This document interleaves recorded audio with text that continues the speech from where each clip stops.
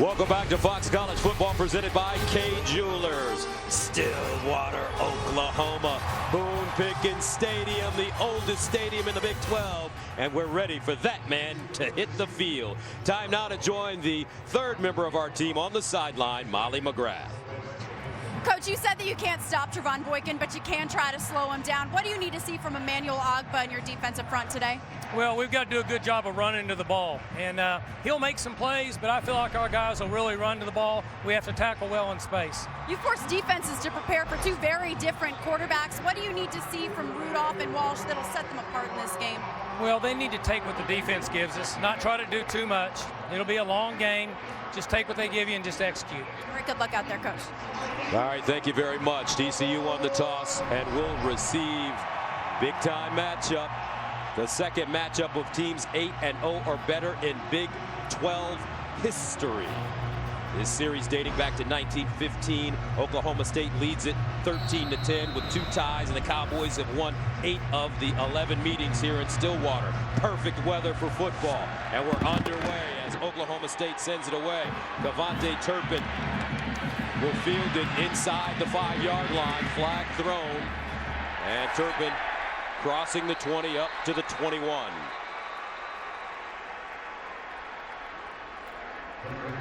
So Devontae Turpin, the freshman from Monroe, Louisiana, having a terrific season. And here comes our first call of the game. During the return, an illegal block in the back, number 4 of the receiving team, 10 yards from the end of the run, first down. That's Nico Small, backup safety. So a couple of things we should pay attention to when the Horned Frogs have the football. Well, they're going to be, at least to start the game, without their big left tackle, Halapuli Vaitai, 6'6", 315. So it's going to be up to Matt Pryor out there to be matched up with a couple of very good players, including Emmanuel Ogbah, one of the best defensive ends in the country, comes in with 9 sacks on the year. First down and 10 at the 12-yard line for TCU. Kyle Hicks in the backfield. Here's Boykin to throw on first down.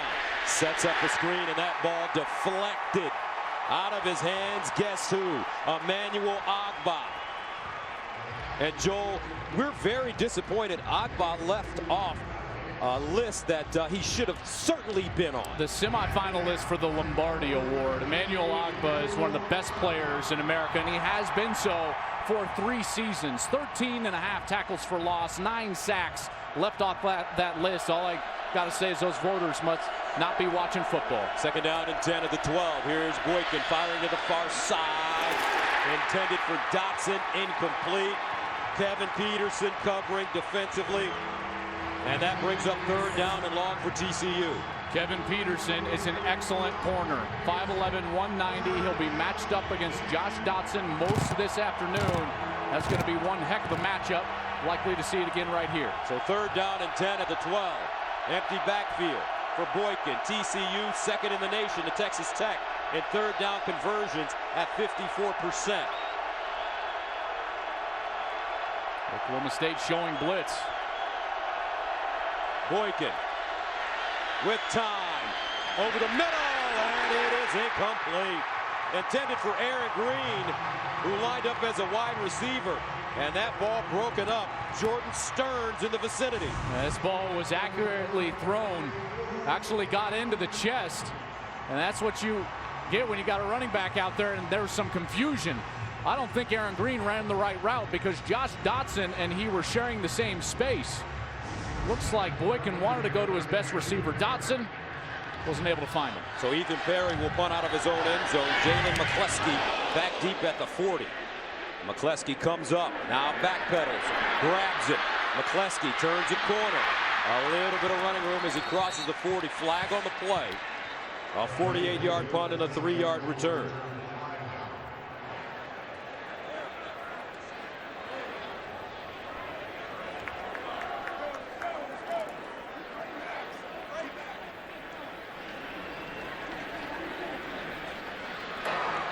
During the return, illegal block in the back, number 16 of the receiving team, 10-yard penalty from the spot of the foul, first down. So a couple of things to pay attention to when Oklahoma State has the football. True two-quarterback system. Mason Rudolph will take the majority of the snaps. He's the passing quarterback. J.W. Walsh, the veteran, comes in. They love to run that wildcat package with him, but he still has a great arm. He's played in over 25 games in his career. And then on the defensive side for TCU, it's going to be about the experience of safety Derek Kindred. With both quarterbacks playing, he's going to have to get his defense in the right position and know which personnel is on the field. First down and 10 at the 30 for Mason Rudolph, the sophomore from Rock Hill, South Carolina. And on first down, he'll throw it near side. Glidden wrapped up quickly and taken down as he's dumped by Torrance Mosley. That's a great tackle by Torrance Mosley. When you're Mason Rudolph and going against this secondary, there's definitely some inexperience back there for TCU, but they are getting better for Gary Patterson, and Rudolph is going to have to be careful with the ball and make sure he avoids turnovers. Second down and 9 at the 31. Rudolph hands it off straight ahead, and he runs into a line. That's Raymond Taylor running the football. Not a lot of room, so that will bring up third down and 6. And a couple of the veterans who are back didn't start the season due to injury and suspension, but Mike Tuaua and Josh Caraway converge on the tackle. Two of the players that Patterson is really leaning on to make sure that this defense continues to grow and develop through this month of November. Third down and 6 at the 33 for Mason Rudolph. Earlier this year versus Kansas State, set career highs across the board. 437 yards passing and 5 TDs. Here he is under pressure, steps up and is sacked. TCU brought pressure and they get to him. Denzel Johnson with the sack. Comes from his safety position. Here he comes from the left side of the offense. He's one-on-one, and that block just gets beat by the inside move. That was number 47, Blake Jarwin, trying to block. Denzel Johnson gets home for the sack. So Zach Seiner will punt for Oklahoma State at his own 14-yard line. Cavante Turpin, the dangerous return man, back deep, and he'll get away from the football. And will be downed at the 31. So coming up, he's a swan, folks. Josh Dotson, athletic, graceful, back on the field after this. Fox College Football presented by K Jewelers is sponsored by Colonel Sanders Kentucky Fried Chicken. It's still finger-licking good. And by FanDuel, the leader in one-week fantasy football. And welcome back to Stillwater. USAA honors all who dared to serve. Visit USAA.com/Veterans Day. Gus Johnson, Joel Klatt, Molly McGrath with you. Boone Pickens Stadium, second series now for TCU. And Trevon Boykin. You get the sense both quarterbacks, both offenses need to calm down. A lot of jitters so far in this big game. First down and 10 at the 32-yard line. Aaron Green in the backfield. Boykin pulls it out, goes over the middle, and it's caught. Kobe Listenby, one of the fastest players in the nation. Listenby ran a 10:03 100 meters. He's going to get a lot of respect deep over the top. So first down, they fling it out. Aaron Green crosses midfield, gets out of bounds as Chad Whitener comes up with the stop. You already see now Boykin settling in this second series. A couple of easy completions, move the chains on one, now second and short. They need 3 yards. Boykin decides to run it, picks up the first down and more. Here's a young man that leads the nation in total offense, averaging 431 yards a game. Flag on the play. Here's this matchup that I'm going to be focusing on most of the day. Matt Pryor, the sophomore from Long Beach, right tackle, going up against Emmanuel Ogba. I think they're going to get Pryor here for a hold. Holding, offense number 64. 10 yards from the spot of the foul. Replay, second down. Here's the right tackle. There's Matt Pryor getting the start because Big V, Vaitai, the left tackle, is out of this game. You can see the hold, and he wasn't able to turn away right at the point of attack there as Ogba was trying to go for the ball carrier. Boykin got his shoulders turned by Matt Pryor. So that'll make it second down and 8 at the 48.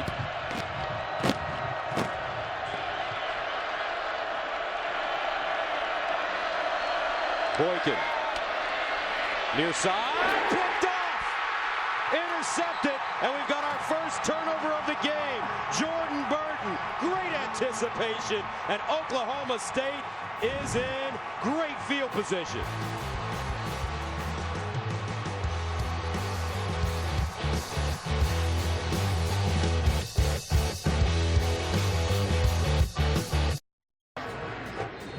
Trevon Boykin throwing the interception, and Oklahoma State has the football. And I tell you what, this man, Mike Gundy, 48 years old, is one of the best football coaches in the nation. I don't think he gets the credit or the publicity that he should. Well, for the second time since 2011, they're 8-0.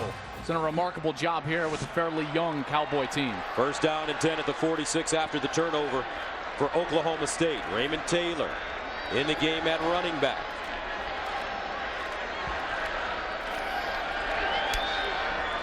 And they'll hand it off to Taylor, trying to get outside, but he's swarmed under before he gets back to the line of scrimmage as Terrell Lathan makes the tackle for the loss. Terrell Lathan, a senior.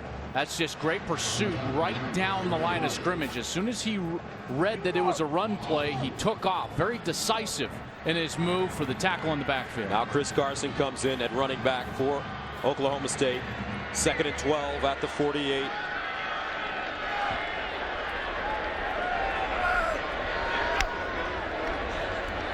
And they'll pass it over the middle. There's a wide open receiver and incomplete. He had his man, Austin Hayes, but Mason Rudolph just threw it a little too far. I want you to watch the safety. Here's Derek Kindred, the veteran, and he bites on the route, just the inside route. There's Kindred. You see his eyes are in the backfield. He gets run right by. He's very lucky that that ball was overthrown by Mason Rudolph. That could have very easily been 6 points for the Cowboys. 3rd down and 12.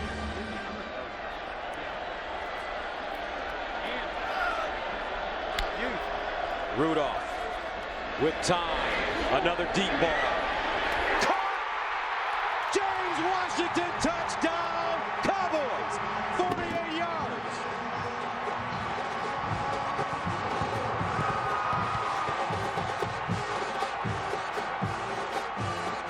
There are so many great wide receivers in this conference. James Washington is one of them. Man-to-man coverage against James Washington is not a great idea because he's such a great athlete down the field. Great acceleration, gets some separation, and the ball was perfectly thrown for the touchdown. They've had some great receivers here at Oklahoma State. Hartley Dykes, Des Bryant, Justin Blackman, and now James Washington as Ben Grogan converts the extra point. Washington caught 4 passes for a career-high 200 yards and 2 long TDs last week against Texas Tech. He's got it going early today against TCU.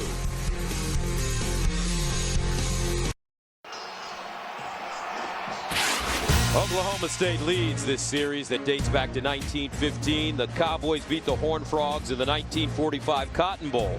2 years ago here in Stillwater, Oklahoma State won by 14.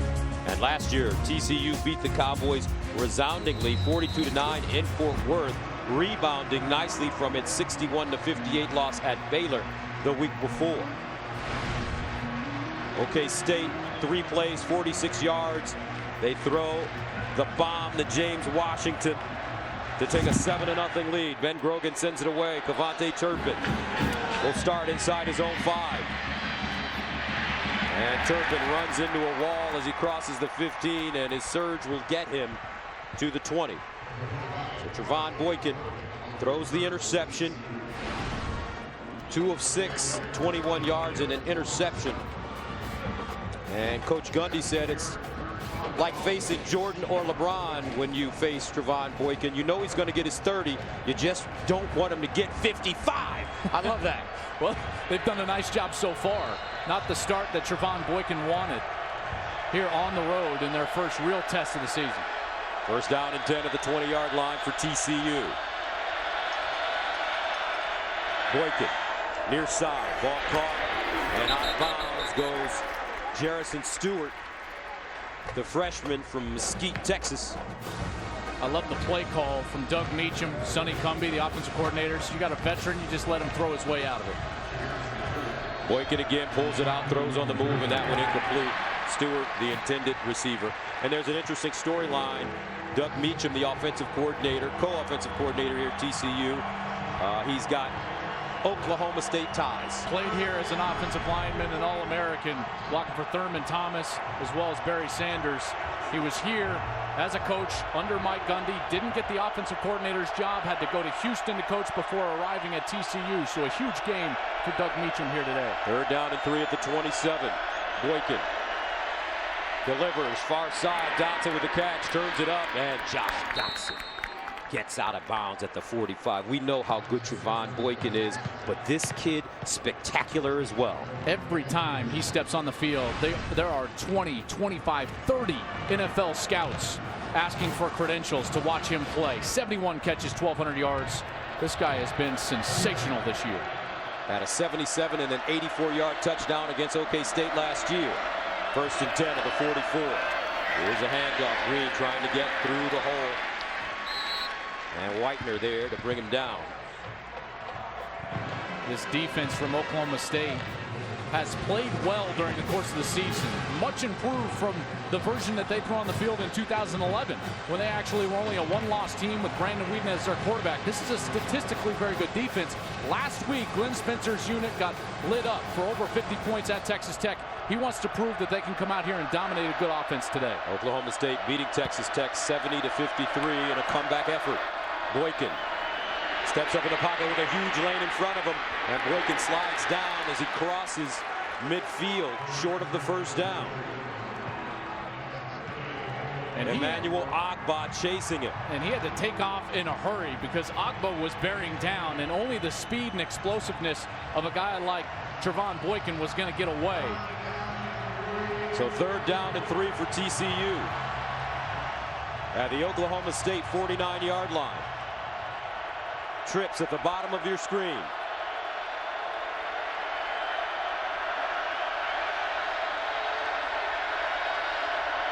Boykin to throw. Over the middle. Caught. 1st down. Horned Frogs. Josh Dotson. He leads the nation in receiving yards per game at 156. Dotson's actually triple covered. They're going to run a linebacker underneath. The safety's trying to come down. Boykin still finds him for the conversion. 6 straight games with at least 100 receiving yards and 2 touchdowns for Josh Dotson. 1st down and 10 at the 44.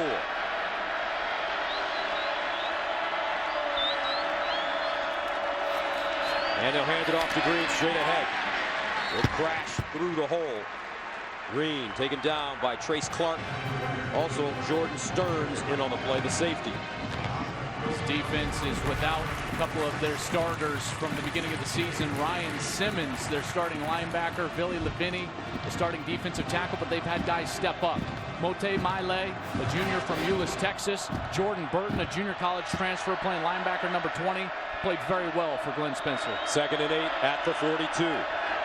Boykin play action, sets up deep in the pocket, throws a rocket down the field. Incomplete, and a flag on the play. Listenby, the intended receiver. And this will go against the Cowboys. Chad Whitener, number 45, is the middle linebacker. He was the one screaming down the middle of the field, clearly contacted Listenby before the ball arrived. Easy call for the official. Pass interference. Defense number 45, 15 yards from the previous spot, automatic 1st down. I love what TCU is doing right now as far as the game plan goes, because all of the coverage is being rolled over to Josh Dotson's side. Double and triple covered, so they've got to find another avenue to move the football. Glenn Spencer's plan right now, don't let number 9 beat you. That means Colby Listenby is going to have a big day. 1st down and 10 at the 27. Boykin looking for Dotson underneath, incomplete, and another flag. Dotson wanted it right away. You get the sense that he probably felt like he was being held. Holding. Defense number 1, 10 yards from the previous spot, automatic 1st down. That's Kevin Peterson. And no question, he grabbed with that left hand and pulled the right shoulder of Josh Dotson back, or else Dotson's likely right now celebrating a touchdown.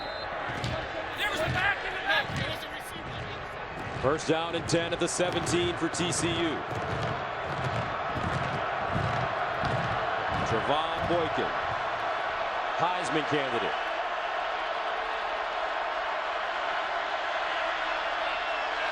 Boykin hands it off to Green, and he'll get a couple of yards. And right now that Oklahoma State run defense is doing a nice job against a TCU team that rushes it 226 yards per game. And they're doing it without one of their starters in the front seven. Jimmy Bean, number 92, not out on the field. A defensive end, a heck of a player. So they're doing it with several different players. Trace Clark, number 90, getting in there, but the effort has been very good for Oklahoma State. Bean has a knee injury, 2nd and 8 at the 15. Boykin goes through his progressions, underneath, throws another dart to Josh Dotson, and a first down, Horned Frogs. I love how Dotson sits down in space and gives his quarterback a target for an easy completion. Horned Frogs quickly to the line of scrimmage. Dotson, 3 catches, 31 yards. And they'll hand it off. Cavante Turpin lining up in the backfield this time. And this kid is such a versatile freshman. He can run return punts, line up as a wide receiver, get in the backfield, do a little bit of everything. And when you see him, you're like, boy, you're not a big guy. And Gary Patterson's like, don't tell him that, because he thinks he's enormous. Plays bigger than he is, only 5'9", 152 pounds as a true freshman, but has really changed the dynamic of TCU's offense. Gained 4 yards on the play. 2nd and goal at the 1. Aaron Green back in the backfield.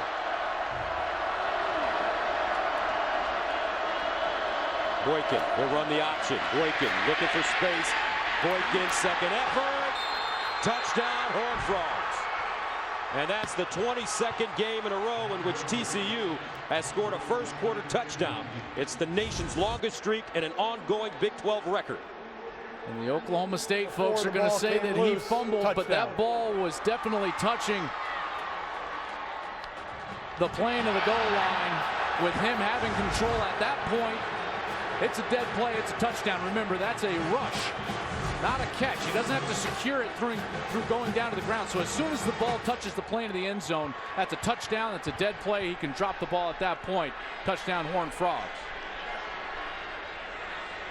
Boy, and a physical run from Trevon Boykin. You see all the flash, Gus. You see him dancing against West Virginia. But there, he lowers his shoulder, knows he has to take on a defender, and still winds up in the end zone. And that's the 7th rushing touchdown of the season for Boykin.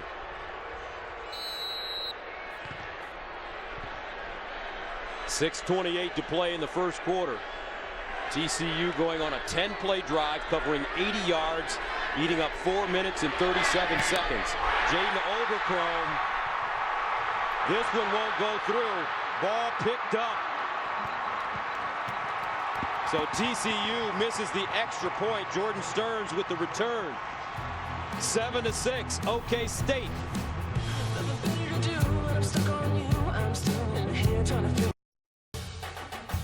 Fox College Football presented by Kay Jewelers is sponsored by Lowe's. Hurry in this week for great winter savings. And by Dr. Pepper in college football. It's a one-of-a-kind tradition. Vincent Taylor blocked the extra point attempt. Jaden Overcrome came into this game 46 of 6 on point after tries. And Taylor got his hand up. So 7-6 our score as Oklahoma State prepares to receive the football. As you take a look at the TCU drive, 10 plays, 80 yards, eating up almost 5 minutes. Boykin with the rushing touchdown.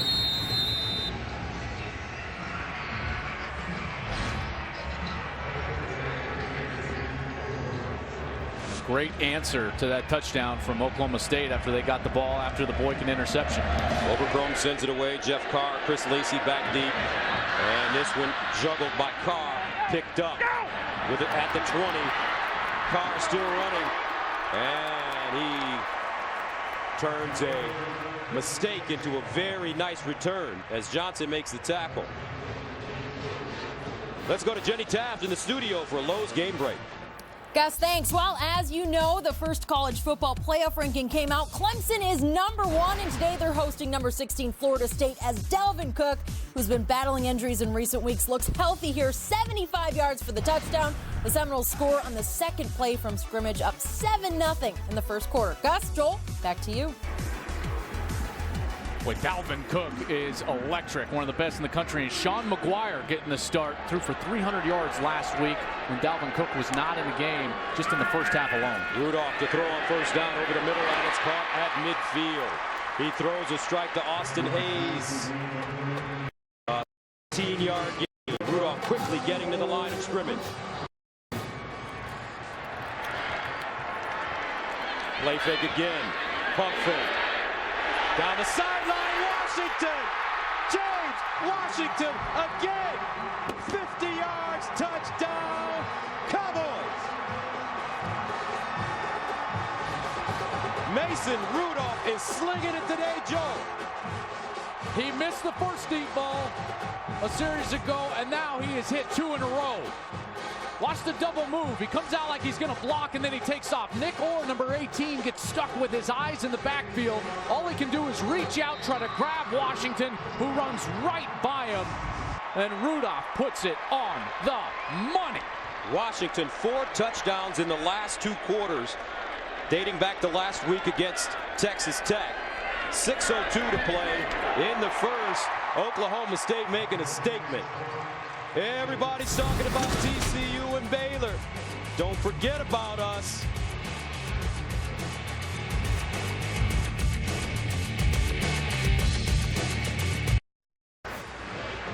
James Washington with the 50-yard touchdown. And Oklahoma State takes a 14-6 lead, but you have to talk about Mason Rudolph. Here's a young man that had his coming out party at Baylor last year when they removed his red shirt in week 11, and he threw for 281 yards and 2 touchdowns against the Bears. That moment, Coach Gundy found his QB he had been looking for. Yeah, he absolutely did, and he lost that ball game, but has won 10 in a row since. He's 10-1 as a starting quarterback, and when he removed that red shirt, speaking of Mike Gundy, it raised a lot of eyebrows. That's late in the season to remove that red shirt, but boy, he was paid off in a serious way when they won the Bedlam game just a couple of weeks later. Rogan sends it away. Turpin will start from the 1. And Turpin, burst of speed, flag on the play as he finally goes down at the 30.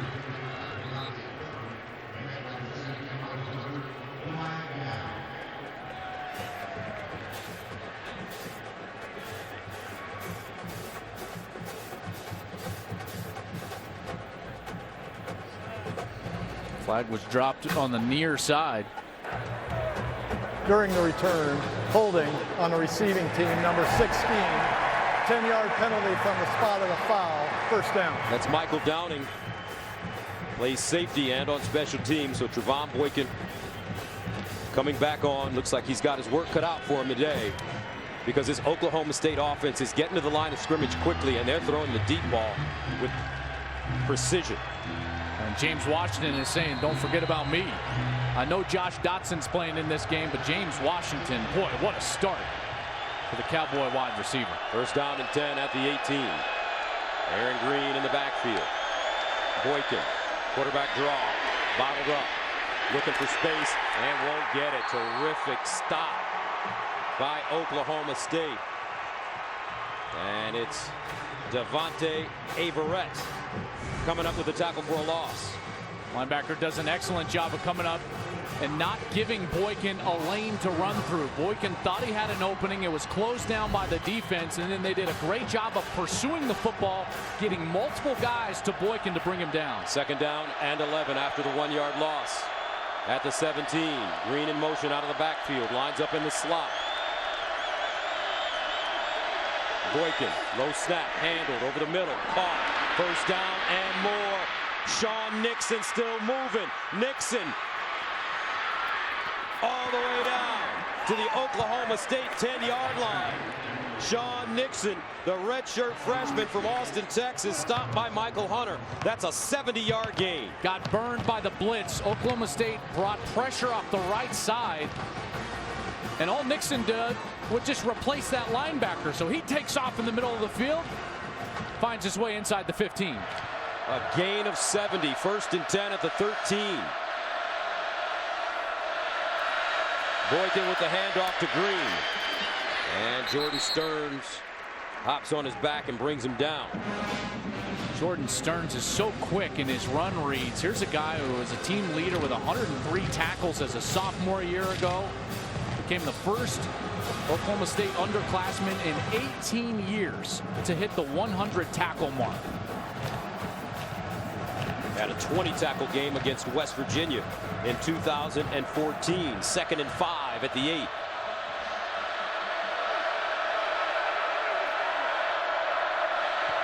Trevon Boykin so poised. Hands it off to Green. And Aaron Green picks up 2 yards. Darian Daniels, the freshman from Dallas, with the tackle. Boy, he showed some power there, too. Darian Daniels, 320 pounds, and forces a third. Just outside of the 5-yard line. Boykin loves to run it in these situations, Gus. 3rd down and 3 at the 6.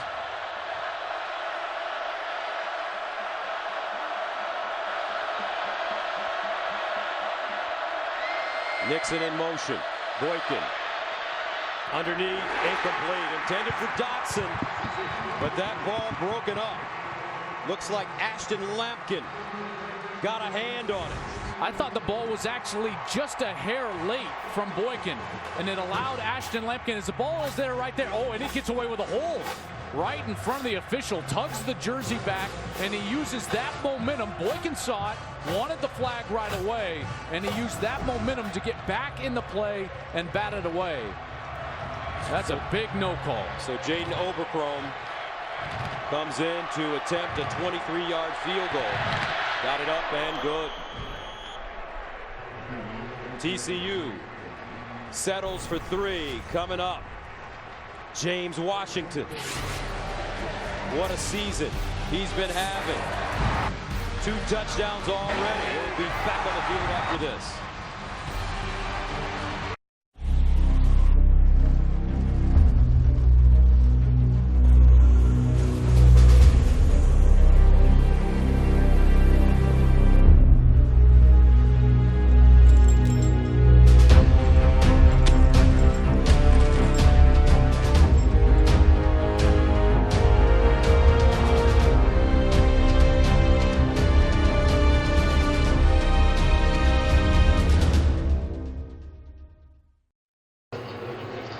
The Stillwater Medical Center has created the Stillwater Strong Foundation after the tragic events at the Oklahoma State homecoming parade 2 weeks ago. The foundation will provide assistance to victims and their families to help cover medical expenses.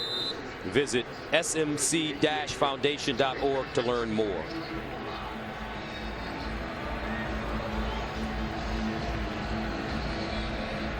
So Oberchrome ready to send it away. This one kicked in the corner and will not be returned.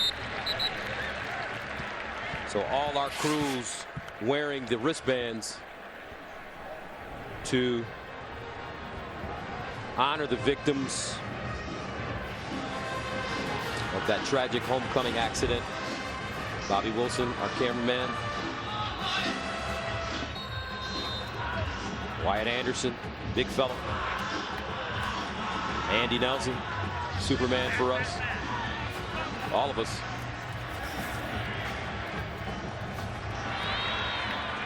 First down and 10 at the 25. And they'll hand it off. Stand on the ground. Raymond Taylor. Not a lot of room. He picks up a couple. We're going to have to see an adjustment from TCU. They're going to have to play safety help over the top of James Washington. Should open up the run game for Oklahoma State. Rudolph near side. And it's Washington again who gets thumped going out of bounds by Isaaku. And a flag on the play. Yeah, mistake. Isaaku came in and was a step too late. That hit took place out of bounds. We'll tack on 15 more. After the play was over, personal foul, number 21 of the defense, late hit out of bounds.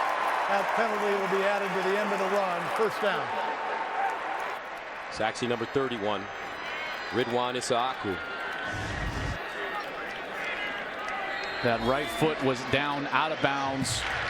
Clearly heading that direction. The officials were all over it. First down and 10 at the 49. for Mason Rudolph, who's been brilliant in this first quarter. 5 of 6, 120 yards and 2 touchdowns.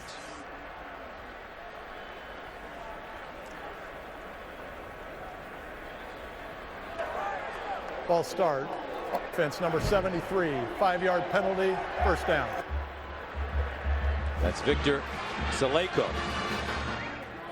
Transferred to Oklahoma State after Alabama Birmingham disbanded its program in 2014. 2-year starter down there at left tackle for the Blazers in 13 and 14. Started every game so far in this season.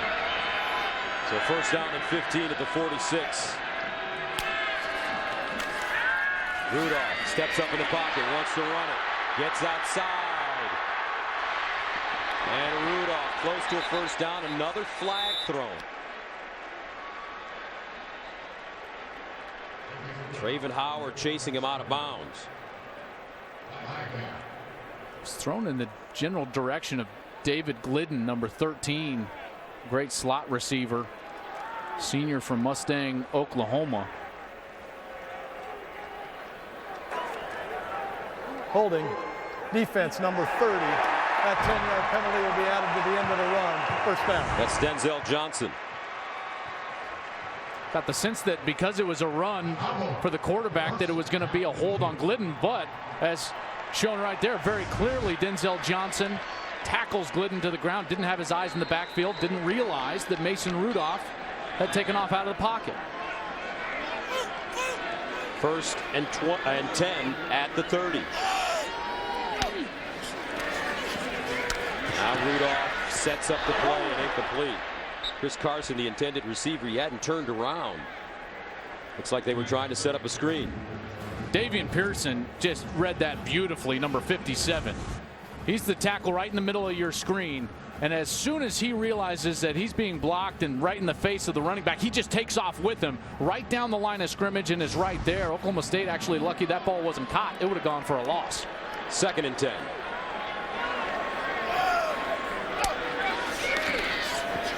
Rudolph near side, Washington in space, and great coverage by TCU as James Washington had nowhere to go towards Mosley, first man to him. And when you go to a TCU practice, Gary Patterson is always yelling at his secondary, tackle the legs. Anytime they're in space outside of the hash marks, he wants his guys going low, wrapping up the legs to prevent yards after the catch. Mosley did a terrific job there. That was excellent. So a third down and 6 for Oklahoma State at the TCU 26-yard line. Washington, the receiver at the bottom of your screen. He's got 2 touchdowns. Glidden in the slot up top. He looks that way. Rudolph in trouble. Flag on the play. Rudolph throws incomplete. And it looks like this will go against the Cowboys. Davian Pearson getting into the backfield for TCU. Holding. Offense number 57. 10 yards from the previous spot. Replay, third down. Pearson's coming from his tackle spot, and number 57, Paul Lewis, the junior from Houston, he just turns him, has his hand outside the shoulder, drags him down right in front of the official. The flags came out. Pearson doing an excellent job on this series. He's being disruptive. That's what you want from your defensive tackles, is that they're disrupting the timing of the offense. Pearson's done that on this series. Third down and 16 at the 36.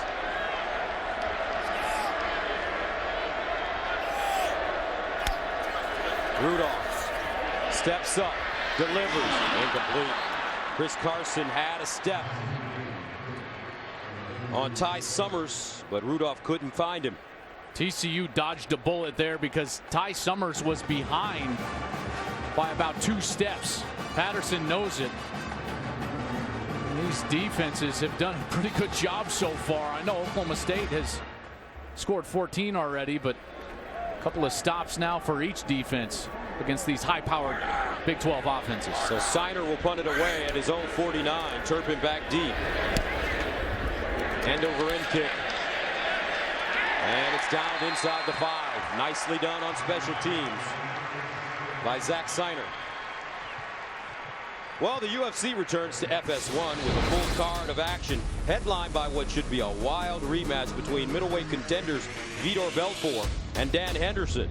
After splitting their first 2 bouts against each other, it all comes down to this. UFC Fight Night begins tonight at 7 Eastern on FS1 and streaming live on Fox Sports Go.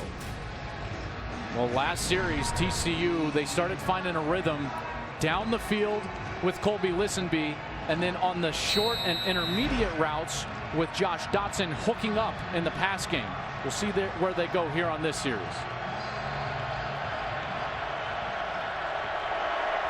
From the 4.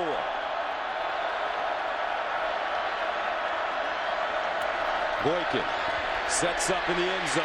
Throws the long ball down the sideline. Dotson!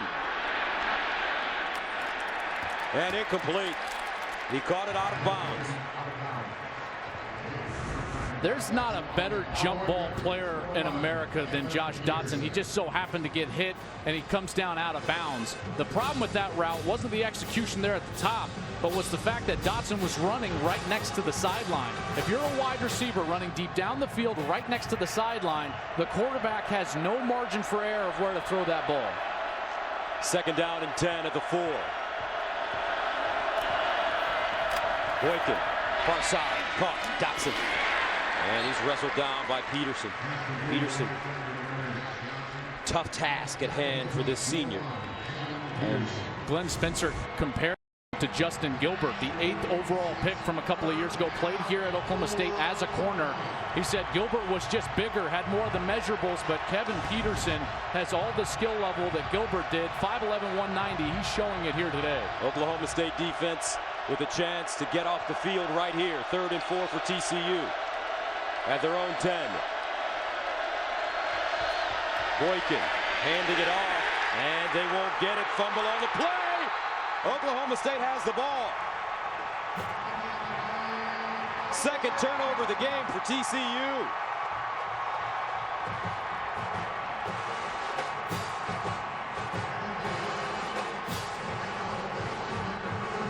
He ran in to the back of his own lineman.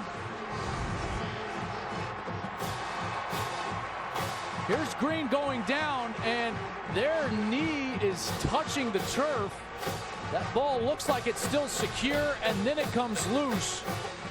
They should absolutely review it. It was close enough to review, and they should take a further look. The ruling of the field of a fumble is under further review.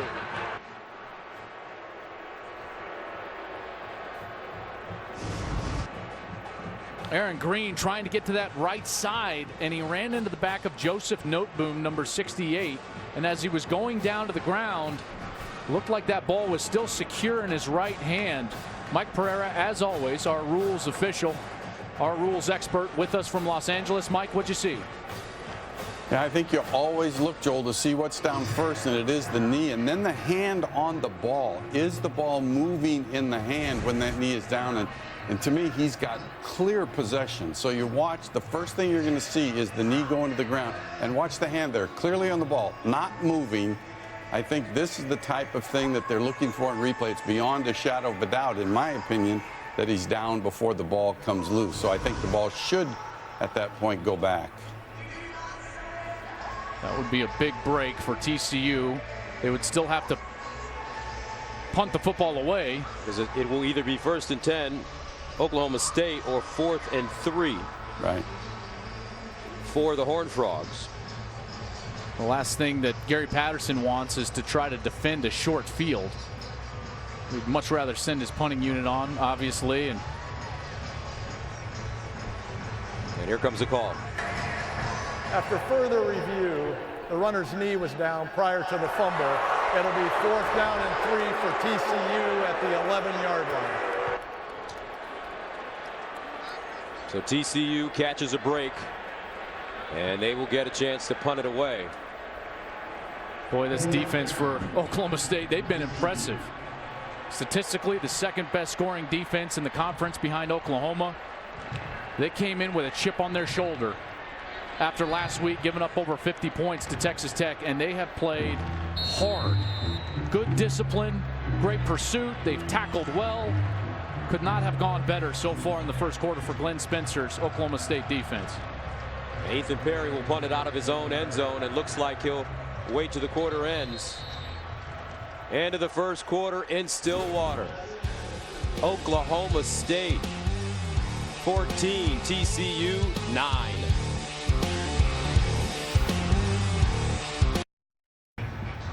(14-9), Oklahoma State with the lead and the ball as we start the second quarter. Let's check out the KFC stat comparison. Well, you see the Oklahoma State defense has done a nice job in terms of yards per play. Remember, in the Big 12, total yards, total scoring, you have to throw that out the window. It's about yards per play, points per possession, the new metrics in college football. The biggest difference so far is that one turnover, the Boykin interception. So Ethan Perry will punt it 3 yards deep in his own end zone. McCleskey glidden back, and it will be fair caught by McCleskey. He bobbled the ball. Who's got it? He muffed the punt.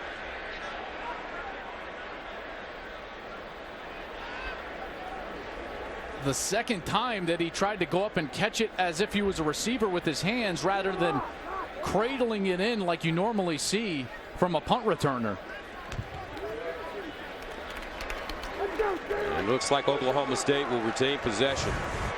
And this is where an intricacy of this stadium comes into play. This stadium runs east and west, not north and south. And so this one is the only one in the Big 12, at least when I was playing, that one direction you're looking into the sun rather than north and south when you never have to look at the sun because it's just passing over the stadium right parallel with the 50-yard line. The sun is in that direction, just off to the left corner of the stadium. Wonder if that had any factor in it. They were on the left hash as the defense was looking at it. It's one of those interesting things here with this stadium. First down and 10. J.W. Walsh in again now, quarterback. His first throw is a good one as Walsh completes the pass for a 25-yard gain as Zach Veach makes the reception. Not just running when Walsh comes in. Run their whole offense with him. Takes over mostly in the red zone. First down and 10 at the 36. And Walsh handing the ball off to Carson. Carson lowers his shoulder. He'll hop forward. Looks like he picked up a first down. Michael Downing with the tackle. First down, Oklahoma State. Why do you bring Walsh into the game right now? Mason Rudolph playing some good football. He was, but they got stopped on the last series. You can use this quarterback change as a means to create momentum when you didn't have it on the previous series, and you can see a lot of energy on the field right now. First down and 10 to the 25. Walsh steps back with time, flings it out to the far side, incomplete.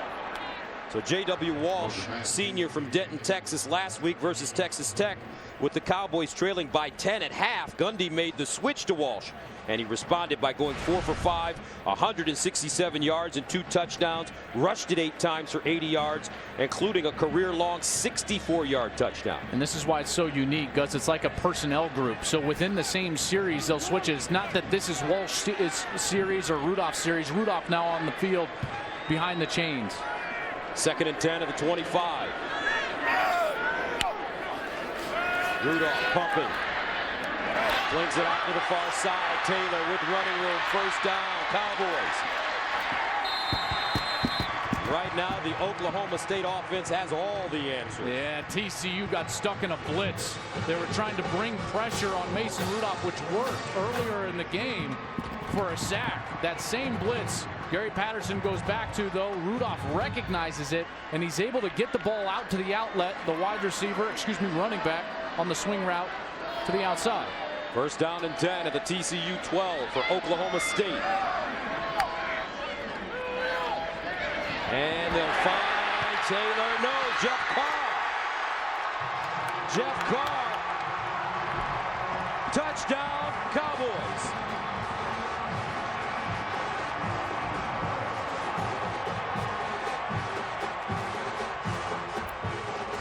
This time they give Rudolph the run pass option. He reads the zone read, doesn't like it, flips it out to Jeff Carr, and the true freshman from Temple, Texas, takes it right over the pylon for the touchdown. 20-9. Oklahoma State as Ben Grogan comes in to attempt the extra point. What a start for Oklahoma State. Gary Patterson's team has got to try to change the momentum of this game, because the Cowboys have, right now, they've been better for Mike Gundy. More energy, better pursuit to the football, making plays. And they've taken it to the number 8 team in the country so far. Was his knee down is the big question before he crossed the goal line. After review, it is a touchdown.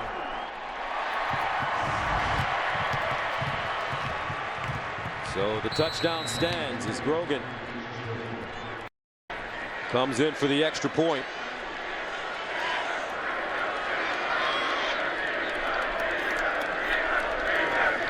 And it's good.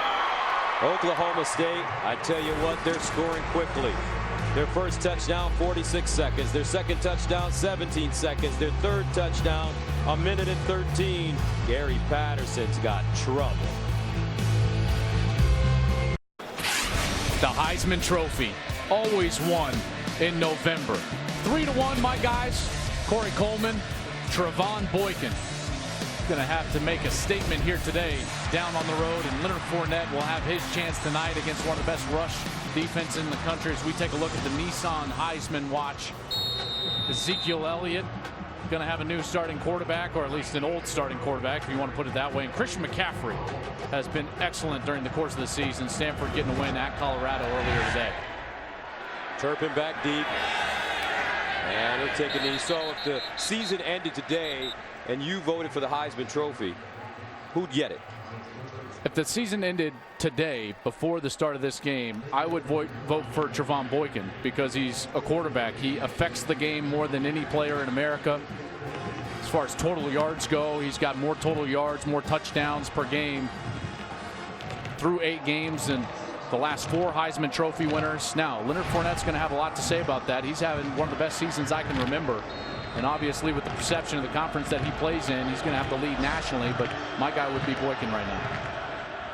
First down and 10 at the 25.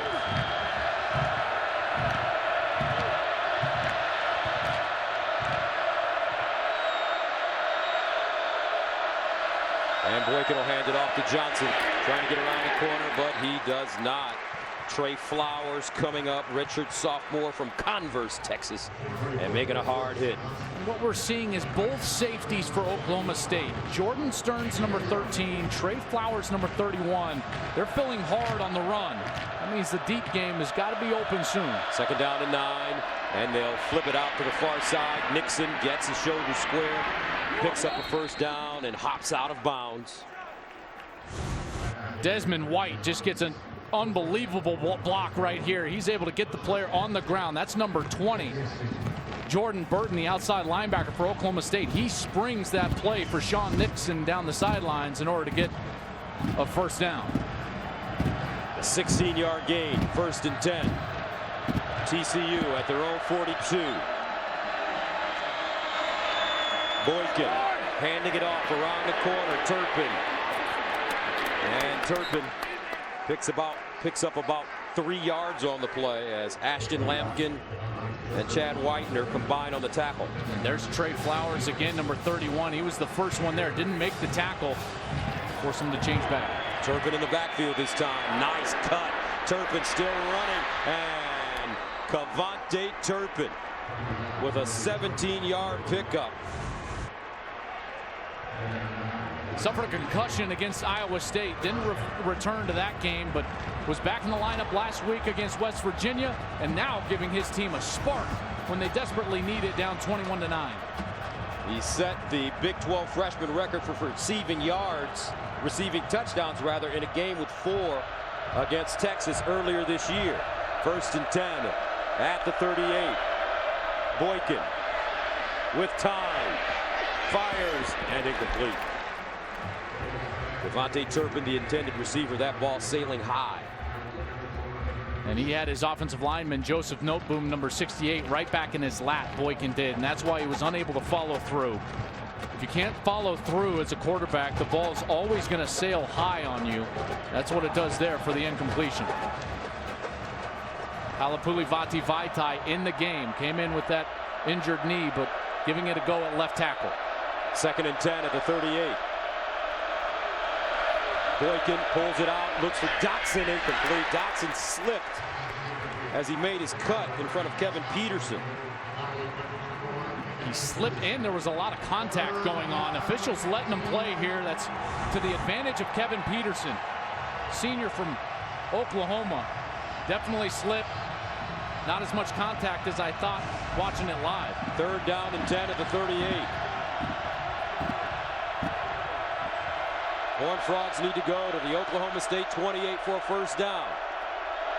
Boykin steps up, flips it up, caught, Hicks, and he will not get the 1st down. Kyle Hicks. Lampkin makes the tackle, but you get the feeling that TCU may go for it. My goodness, he took just an enormous hit, but TCU will go with a tremendous tempo here. 4th down and 1. Boykin quarterback draw. Quarterback sneak, rather. Timeout, Oklahoma State prior to the snap. That's their first timeout of the half.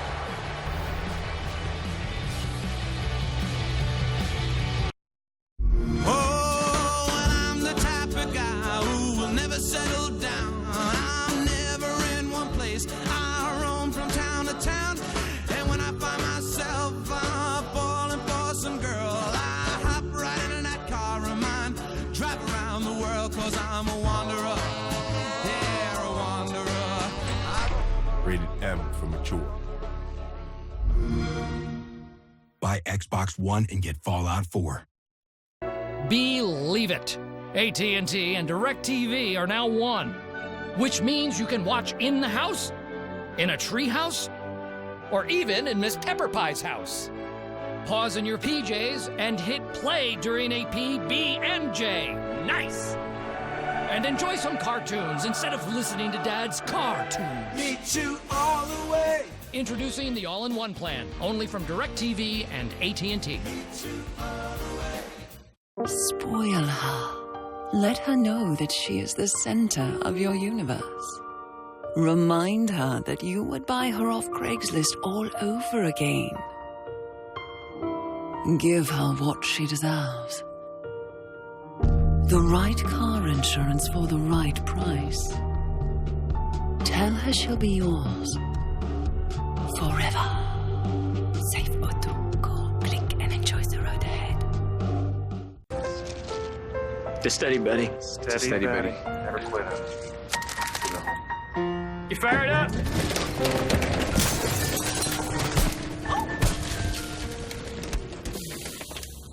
Am I the only one with a meeting? I've got to. Yeah, we gotta go.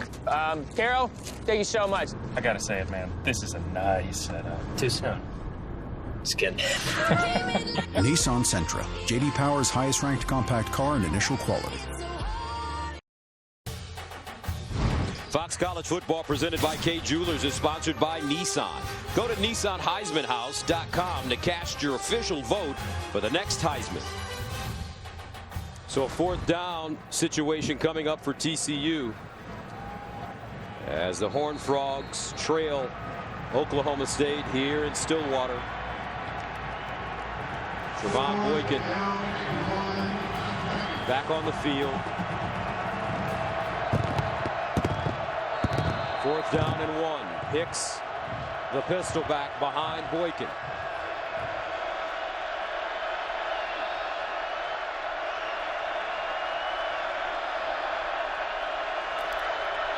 Boykin runs it himself, picks up the 1st down and more as he's finally chopped down at the 20. That dude is so calm. I mean, big situations, 4th down, reads it beautifully, finds the seam. You know, that's one of the great weapons that TCU has, is the fact that their quarterback is not going to panic. On the road, 21-9. Still the 2nd quarter. He knows there's a lot of time left. This guy just stays even-keeled and calm at all times. 1st down and 10 at the 21. Watch Josh Dotson. He's in the slot at the top of your screen. Boykin looking that way. Boykin reverses field. Boykin taken down at the 32. Jarrell Owens, the redshirt freshman. And this is just all effort. Great coverage down the field. And Owens just never quit. Working against Vaitai, Big V, number 74, with that knee injury. Overpowered him, was able to get to the quarterback. And now Vaitai moves over to the right tackle spot. A sack for Oklahoma State. They're second in the nation behind Penn State in sacks per game. Nearly 4 per contest. 2nd and 21. Boykin checks it down. Has Turpin. And Turpin will dive forward and get close to the 25-yard line as Mike Tavius Jones makes the tackle. Boykin's having to hold the ball because these corners for Oklahoma State as a group are the best in the conference. And they're not allowing Lisenby and Dotson to get open down the field. Boykin having to hold the ball. Glenn Spencer's plan working to a T right now. 3rd down and 15 at the 26.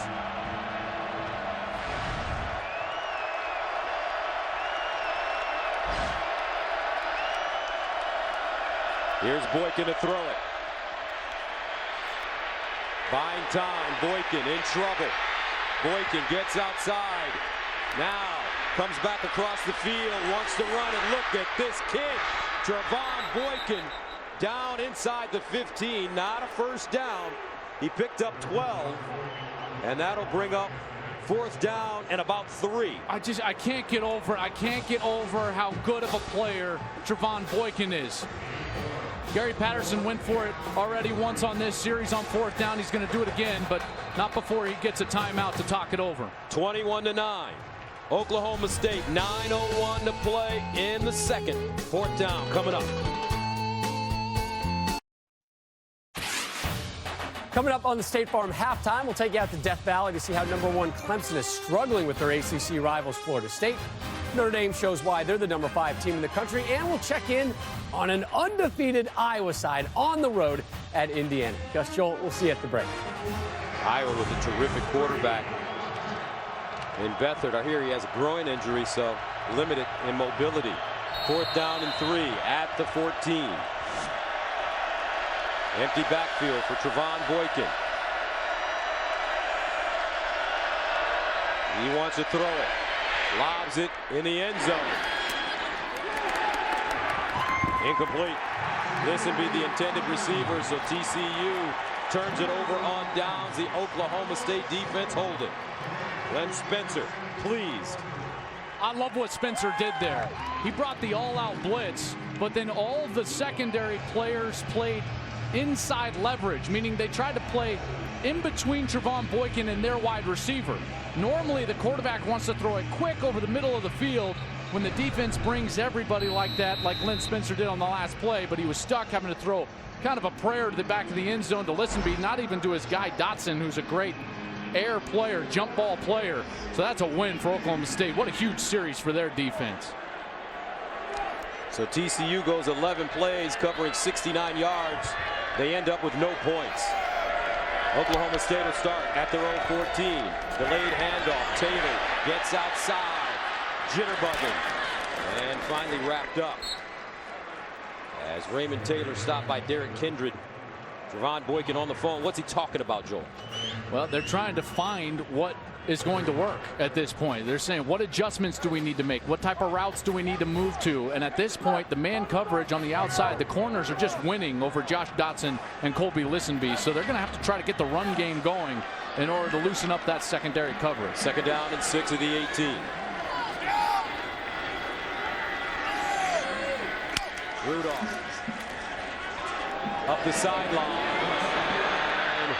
Almost intercepted. Torrance Mosley. It would have been a tough catch, but he got hands on the football. Washington, the intended receiver. Got to give a lot of credit to Mosley because he realizes that he was beat once already before by Washington in a straight go route down the sideline. And so he turned and ran right away and was able to go up. Washington had to act as a defensive back there to bat that ball away, or else it would have been TCU with the football. Horned Frog defense with a chance to break Oklahoma State's serve right here. 3rd and 6 at the 18. Rudolph to throw it. Lobs it wide open. Aitman. Marcel Aitman. Touchdown, Oklahoma State. 82 yards.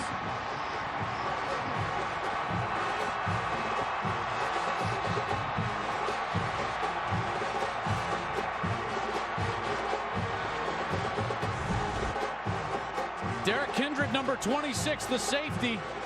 Eyes all over the outside player. He's going outside and just completely misses the deep route. He's the most experienced defender they have. At times, he's been the only returning starter on the field from that defense that was able to beat Ole Miss a year ago in the Peach Bowl. And he's been beaten twice already today.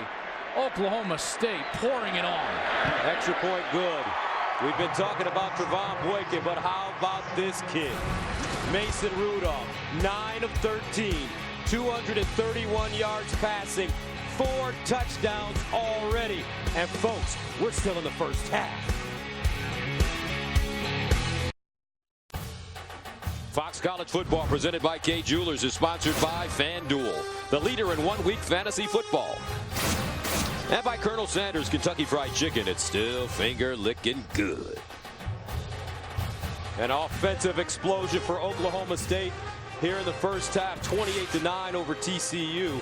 And how about their touchdown passes? 48 yards, 50 yards, 12 yards, and now 82. This team is good. They've largely flown under the radar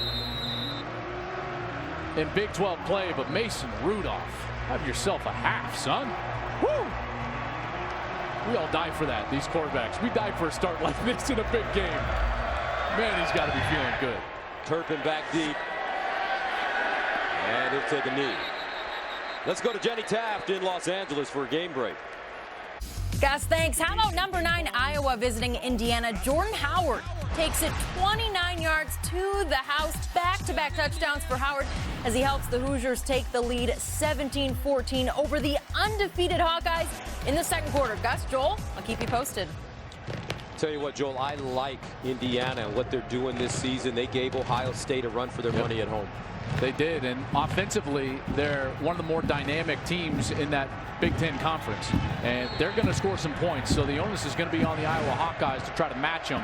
They are in for it there in that ball game. TCU now trying to match Oklahoma State. Here's Boykin. He'll flip it out to Turpin. Turpin with a lane. Turpin gets to the 40. Turpin still running and gets out of bounds at the 48. A 23-yard gain. Now remember, TCU trailed by 18 at halftime and came back to beat Kansas State. Different caliber team, though. That's right. And they got a defensive score on the first possession of the second half when Derek Kindred took an interception back for a touchdown. This is a different mix right now and a different feeling with the momentum on Oklahoma State's side. Dotson in motion. Boykin looking. Boykin delivers. Far side incomplete. Dotson, the intended receiver, that's off of his hands.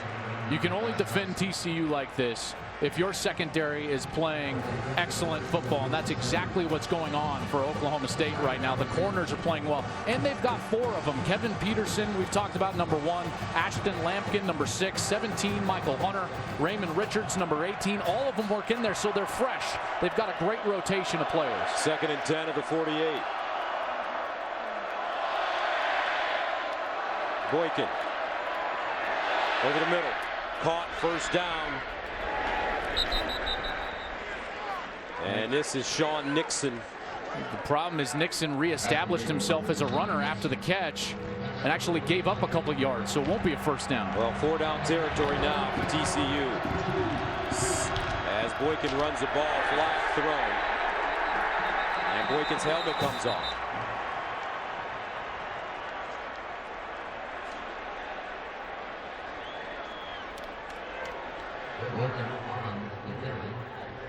Tried to run an unusual formation there with the offensive tackles going out wide. I'm not sure everyone was set when they snapped the football.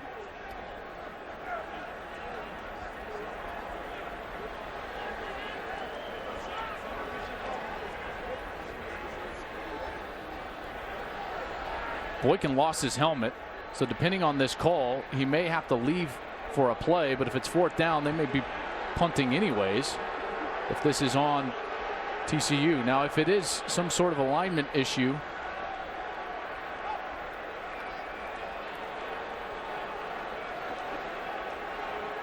Oklahoma State would likely decline, making it 4th down. illegal formation on the offense, too many men in the backfield. That penalty is declined. Number 2 for TCU's helmet came off. TCU has chosen to call a timeout to keep him in the game. 7:02 to go. Second quarter, 28-9. .02 to go in the second quarter. Trevon Boykin remaining on the sideline, so it looks like Gary Patterson will punt the football away, trailing 28-9 on fourth down. As Ethan Perry trots out. I think that's a smart decision. The last thing he wants to do is create momentum for Oklahoma State and give them a short field all at the same time. But the bigger point, the Oklahoma State defense turns them away again. They've been great today. I mean, sensational play. Jalen McCleskey back deep. And he has it at the 10. Every game is important for 12th ranked Utah as they try to get themselves into the playoff conversation. Tonight they take on Washington, and it's a must-win game for the Utes. Coverage begins after our game right here on Fox, and Huskies getting a little bit better. They are, in particular on the defensive side. That one could be one of those low-scoring affairs. If you like defense, pitching duels, you're likely to enjoy tonight's ball game. Obviously, Utah still in the mix, control their own destiny in the Pac-12 South. And as we've seen, Gus, if their quarterback, Travis Wilson, plays well and efficient, they're tough to beat. Of course, through those 3 interceptions at USC and their lone loss of the season. So Mason Rudolph comes back on the field.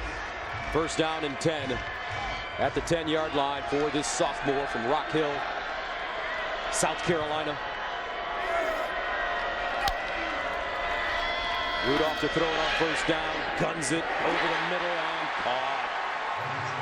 Jalen McCleskey, a 18-yard gain.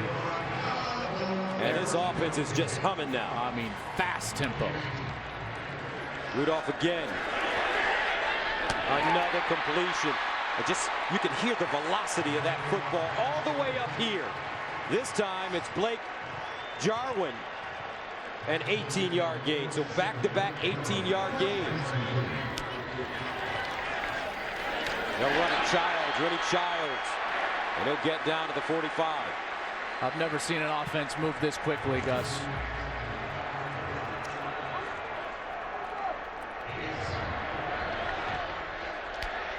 Seven-yard pickup, 2nd and 3, out to the far side. McCleskey again, first down Cowboys. Barry Patterson is a guy that relies on adjustments. He calls the defense.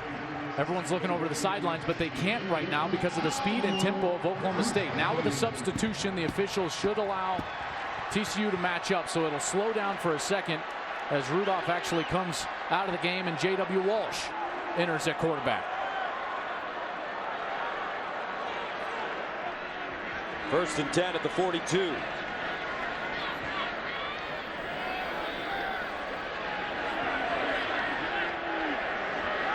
Raymond Taylor, Jeff Carr in the backfield with J.W. And a timeout called by OK State. That's their second timeout call, 28-9.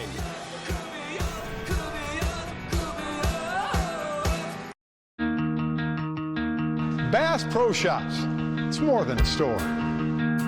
It's great service from folks who know what they're talking about. It's a low price guaranteed. And free events that are fun for the whole family. It's great brands from Coleman and North Face to Redhead and Ascend. Bass Pro Shops, where great service, great prices, and the great outdoors all meet up. There's never been a better time to come to Bass Pro Shops than right now.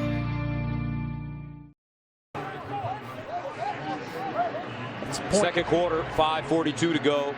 28-9. I was just going to say that's a point where I felt like the coaching change, trying to mix in the quarterbacks, actually hurt them. They were operating with such great efficiency with Mason Rudolph. They tried to run Walsh out there and then have to take a timeout because they were close to taking a delay a game.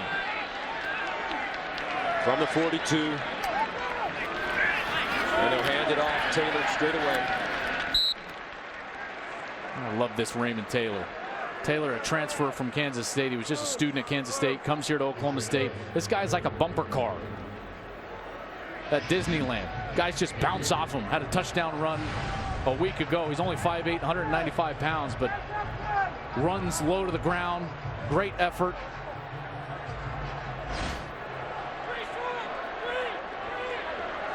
Second and 7. McCleskey in motion. Walsh pits it to McCleskey. He wants to throw it, does it, and is chopped down. Great job by the TCU defense as Joseph Broadnax and Ty Summers read the play. Now the coaching staff stopped the momentum for Oklahoma State when they ran a new personnel group on. That tempo was so good, the efficiency was so good, and then all of a sudden it's frozen, and Mason Rudolph has to come back on the field now in a 3rd and long situation. 3rd down and 11.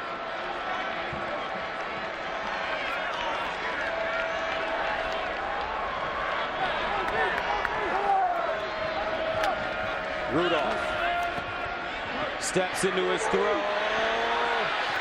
Incomplete. No flag intended for Marcel Aitman.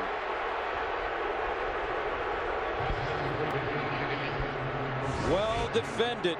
Nick Orr. The sophomore from DeSoto, Texas, Nick Orr. Little contact with the left arm, but he's able to get up there and then play the ball just perfectly. That is excellent coverage.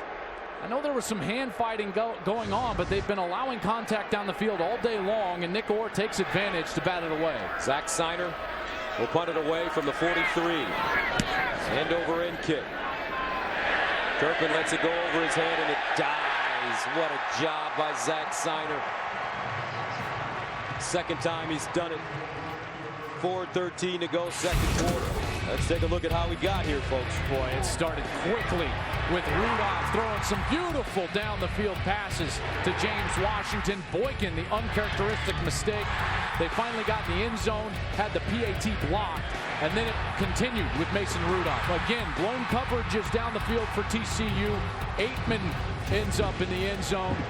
And here we are at 28-9, and things could not have been going any better for that young man, Mason Rudolph, who's been terrific here today in the first half. So Seiner's punts have forced TCU to start at the 4 and now the 1. 1st and 10 at the 1-yard line. Green running. They'll give him a little bit of room. The idea here, the goal of the offense in this situation, backed up, shadow their own goal line, is to get 2 first downs. It's called backed up offense. One of the great weapons the quarterback can use is a hard cadence. Try to get a free 5 yards by drawing the defensive line offside. 2nd down and 8 at the 3.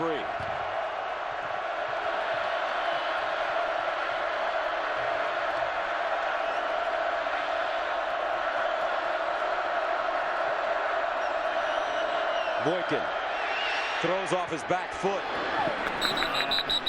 And it's a catch. Nicely done by Josh Dotson. I thought he was throwing it away. Dotson wasn't. He was running a go route. Boykin had a player right in his face. Number 10, Seth Jacobs, just threw it out of bounds. Dotson comes back to catch it.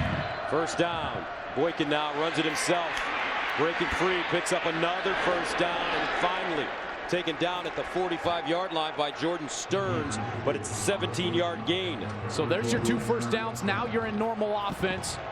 Under 3:30 left in this first half. Need a score. TCU with 1 timeout. And Aaron Green running. We'll get to the 40-yard line. Vincent Taylor defensively. TCU quickly to the line of scrimmage. 2nd and 7. There's another handoff. And Green stopped by Vincent Taylor again. Nowhere to go against this rush defense, the best rush defense in the Big 12, only giving up 138 yards per game, and now another one of these huge 3rd down opportunities for the defense to get off the field once again. They've been excellent, and it's all started with their coverage. Their corners have locked up these great wide receivers all day long. They'll have to do so again here. TCU 2 of 8 on 3rd down conversions. 3rd and 5 at the 40.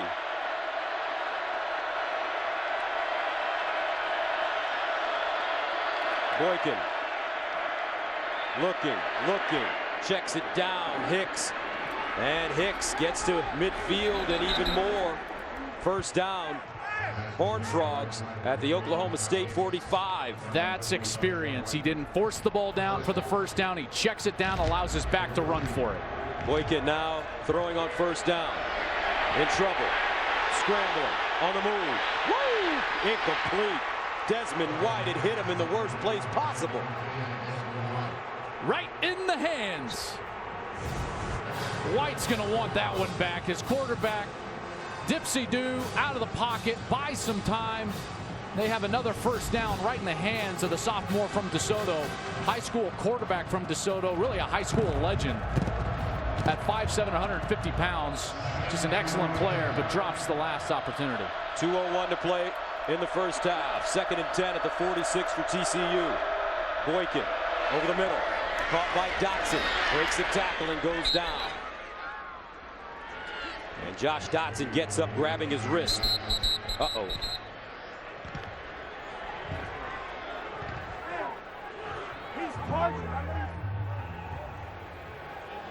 He suffered some injuries in the offseason.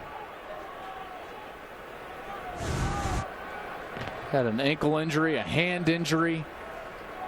Didn't allow him to play in spring ball or fall camp. As he goes down, you see that left hand was down on the ground when Jordan Burton came in from the inside.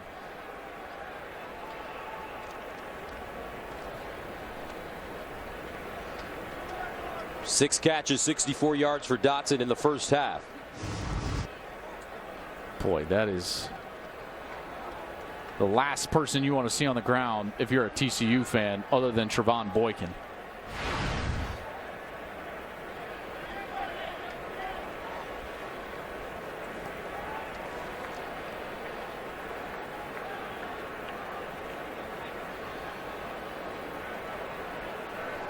Last year he broke all of the TCU records receiving wise, and then he's already smashed those same records that he set so far in this season through only 8 games.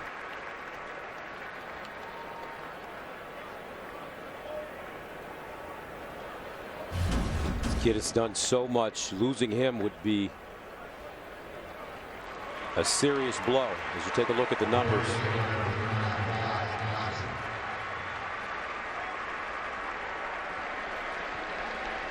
He's a game-changing type player. He affects everything that goes on the football field. Because Glenn Spencer, the defensive coordinator, has to call defenses that account for Josh Dotson with 2 and sometimes 3 players. Now, he can commit more resources to stopping number 2, Trevon Boykin, in both the run game and spying him when he scrambles, when he's trying to throw the football. First down and 10 at the 34. Somebody has to step up with Dotson on the sideline.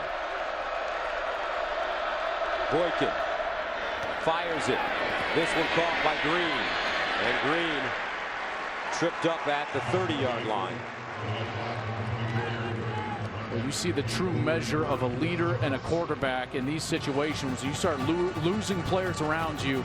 You're on the road against the number 14 team in the country. It's 28-9. Trevon Boykin has got to be great from now on. 2nd down and 7 at the 31. Boykin over the middle and incomplete and intercepted. Flag on the play, and Trace Clark almost had the interception.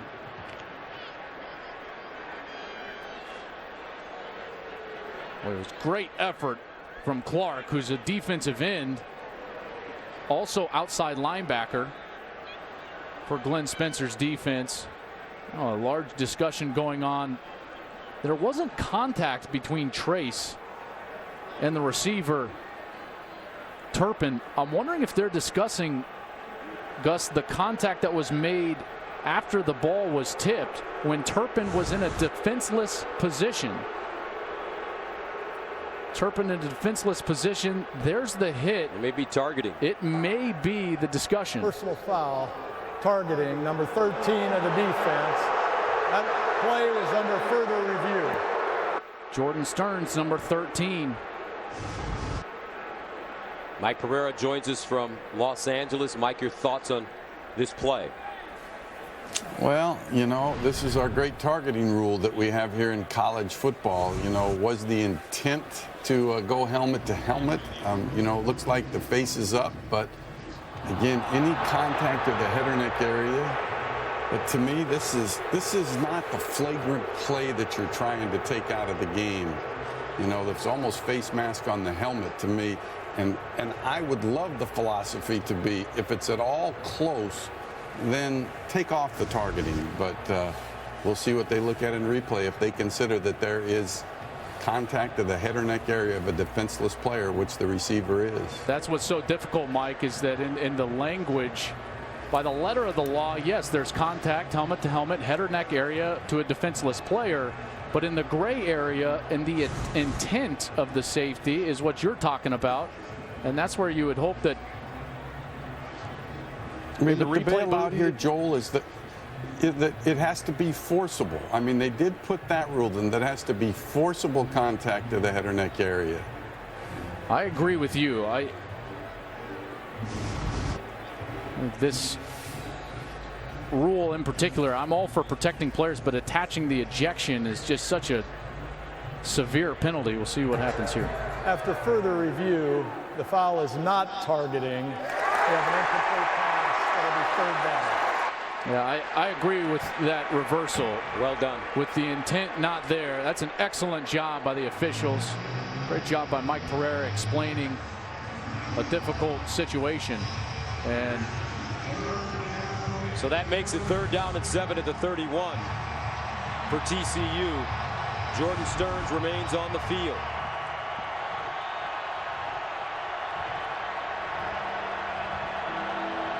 Boykin out of the shotgun. Aaron Green standing next to him. Josh Dotson on the sideline with an apparent wrist injury. Boykin, here comes a blitz. Boykin delivers. Ball deflected at the line of scrimmage, incomplete. There's Emmanuel Ogbah showing up, the defensive end. Watch him hit the right arm of Trevon Boykin. Couldn't get anything on the ball. That guy affects more passing plays than anybody in the country. 14 quarterback hurries so far this season. 13.5 tackles for loss. 9 sacks. Has earned the Big 12 Defensive Player of the Week honors 3 times in 8 games already.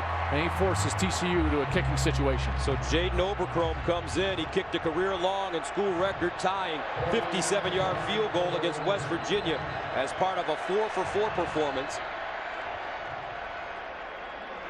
Timeout, Oklahoma State. That's our 3rd and final timeout of the half. And while we have a timeout on the field, let's go to Los Angeles and check in with Jenny Taft. Gus, thanks. I've got more from Iowa and Indiana closing seconds of the second quarter. Iowa quarterback C.J. Beathard keeps it as he vaults into the end zone. The play was reviewed, but the touchdown stands. The undefeated Hawkeyes back on top, 21-17 at the half. Gus? All right, Jenny, thank you very much. You have to really tip your hat to Kirk Ferentz and what he's been able to establish. They went through some rough times, but the university stuck with him, and now Iowa playing some good football. They really are, and this really their most severe test before a potential matchup with the East champion in the Big Ten championship game. 49-yard field goal attempt for Jaden Oberchrome.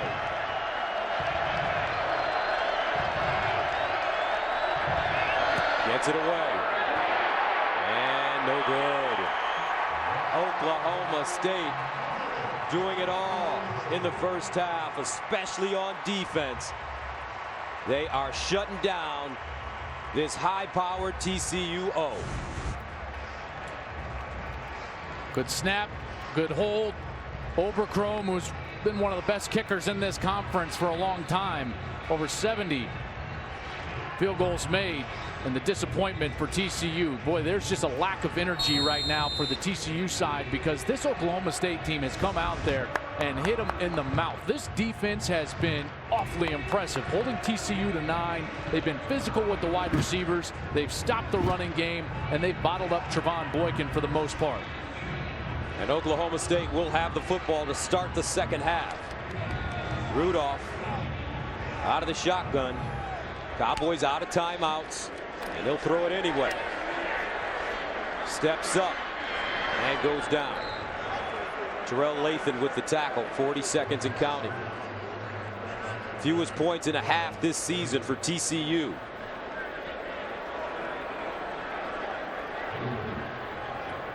I think Oklahoma State, after that first play, is going to be... Yards are pretty even, Joel. Yeah, and they're going to be content to just go in with 28-9. Yards are pretty even. 3:34 for Oklahoma State, 3:24 for TCU, but the game is not. Oklahoma State with big plays in the first half, 28-9. They'll get it to start the second. Right now, let's send you to Rob Stone in the studio. Gus, thank you. We welcome you to the State Farm Fox College Football halftime show. Not the scoreline most people were predicting in this one. All Oklahoma State with big plays and quick strike offense. Rob, Matt, Coach, back here with you. We take a look at our State Farm double check highlight right now, and it is all courtesy of the Cowboys QB. Mason Rudolph came out fired up. Rob, we were talking about it watching this football game. Maybe a little extra motivation, been splitting time with J.W. Walsh, but when he's on, he is on. He was exceptional in the first half, 12 of 17, 272 yards, 4 touchdowns. This Oklahoma State offense lives by the big play.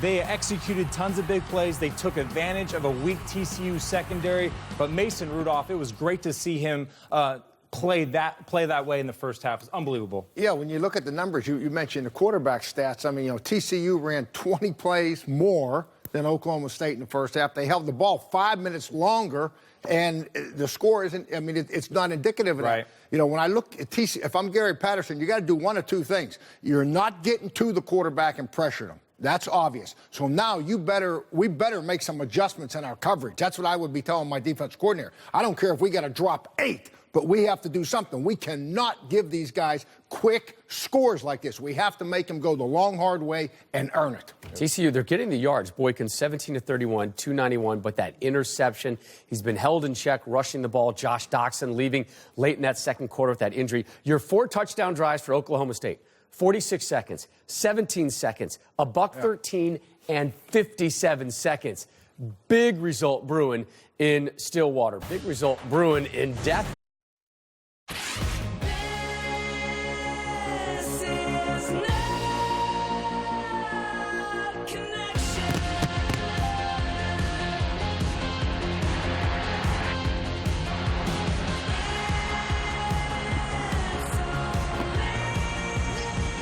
Welcome back, Stillwater, Oklahoma. Fox College Football presented by K Jewelers. And here at halftime, it's 28-9, Oklahoma State leading 8th-ranked TCU. Welcome back, everybody. Gus Johnson along with Joel Klatt. And we talked about Mike Gundy and how he is one of the best coaches in America. And when you talk about preparation, he had his guys ready to play on both sides of the football. He really did, and I love the offensive game plan early because they allowed their quarterback, Mason Rudolph, to take shots down the field with their great wide receiver, James Washington, and that's how it started off. They were winning on the outside. 12 of 17 for 272 so far, 4 touchdown passes for Mason Rudolph. And James Washington was the target of a couple of them. Aikman gets in the end zone on a blown coverage from TCU. And after that momentum started with their offense, then it was all about the defense. The defense gets a pick, a rare pick from Trevon Boykin, and they harassed him all half long. They did not allow open receivers down the field. The coverage was sensational the entire half. You got to give a lot of credit to these corners because they're a large reason why they're in the lead right now. And that front seven only holding TCU to 83 rushing yards so far. Oklahoma State will get the football to start the second half. Leading this football game. As you take a look, the score last year was inverted. TCU at home up 28-9. Overcrone sends it away. And this one will be returned. Jeff Carr from the 1. Carr gets to the 20 before being stopped. Let's go downstairs to Molly McGrath. Gus, Gary Patterson very upset at the half. He told me his star receiver Josh Dotson is doubtful to return. Dotson had an x-ray done on his left wrist, and Patterson Patterson said that it's obviously going to change a lot for their game plan if he's not in. And with Dotson doubtful, Mike Gundy said the way they defend the middle will change, and he'll shift his focus to containing Kevontae Turpin and stopping the run, guys. All right, thank you very much. So Mason Rudolph back on the field in the first half, 12 of 17, 272 yards, 4 touchdowns. He threw an 82-yard touchdown. Almost kept a clean sheet, only 1 sack. 1st and 10 at the 21. And they'll hand it off a first down to Ray Taylor. And Taylor wrestled down as he crosses the 25. You know, one of the only times this Oklahoma State team was stopped in the first half, it was because I felt like the coaching staff got bored. You know, they wanted to switch the personnel and do something new. Allow Mason Rudolph here to take control of this game, because this is the package with Rudolph in, throwing the ball down the field, that has been so successful. I expect them to stick with that here in the second half. 2nd down and 3 at the 28-yard line. Taylor the pistol back. Rudolph fires to the far side. McCleskey, nice stop and start, first down. He lost it, but he was down on the play. Tackling in space. Such a premium in this conference with everybody spread out. All these spread offenses with high tempo. It forces very vanilla defensive looks, and it forces these secondary players to tackle well in space. Right now, Michael Downing, number 16, a backup weak safety, has been playing the majority of the second quarter and now starts the second half. First down at the 34. And a handoff to Taylor again. And he runs right into Ty Summers. TCU is going to have to find a way with this fast tempo to change the picture on Mason Rudolph. They can't sit in this same defense on every snap because Rudolph is just picking it apart. So Gary Patterson's going to have to plan ahead and make sure some of those calls are pre-planned before the drive, so they know on 2nd down or on 3rd down they're going to bring a pressure or change the picture, meaning they're going to roll to a 1 safety look rather than a 2 safety look. 2nd and 8 at the 36. Rudolph looking over the middle. Rudolph steps up and tripped up as he crosses the line of scrimmage by Josh Caraway. Josh Caraway, 4.5 sacks on the year. They're finally starting to disrupt the timing. Great job from his defensive end spot of always continuing to play. He was blocked initially. When Rudolph stepped up in the pocket, his effort allowed him to get back into the play and make this a long yardage 3rd down situation. So TCU with the chance to get off the field on Oklahoma State's first series of the second half. 3rd down and 8 at the 36. Rudolph has gone deep in situations like this. Rudolph looking incomplete. And no flag on the play. Glidden, the intended receiver, in coverage. Denzel Johnson. And now Oklahoma State will punt. Denzel Johnson didn't turn back for the ball, but remember, face guarding is not a foul in college football. Only contact would have drawn a flag. So excellent job by the officials keeping that flag in their pocket, and TCU gets a huge stop here to start Oklahoma State in the first series of the second half. Zach Seiner punting from his own 21. Kevontae Turpin back deep. He can change the game with his return ability. Turpin inside the 20. And this time he's taken down at the 15. Good special teams play.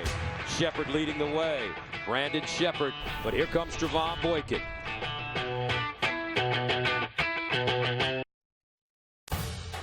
Fox College Football presented by Kay Jewelers is sponsored by Chevrolet. Find new roads. And by State Farm. It pays to double check. Talk to your agent today. And by Fallout 4, the next generation of open world gaming, available on November 10th. Old Pickens Stadium, Trevon Boykin has a lot of work in front of him, and he recently has set the school record, passing Andy Dalton with 10,321 yards passing for his career. But more importantly for him, remaining undefeated, and that means beating Oklahoma State.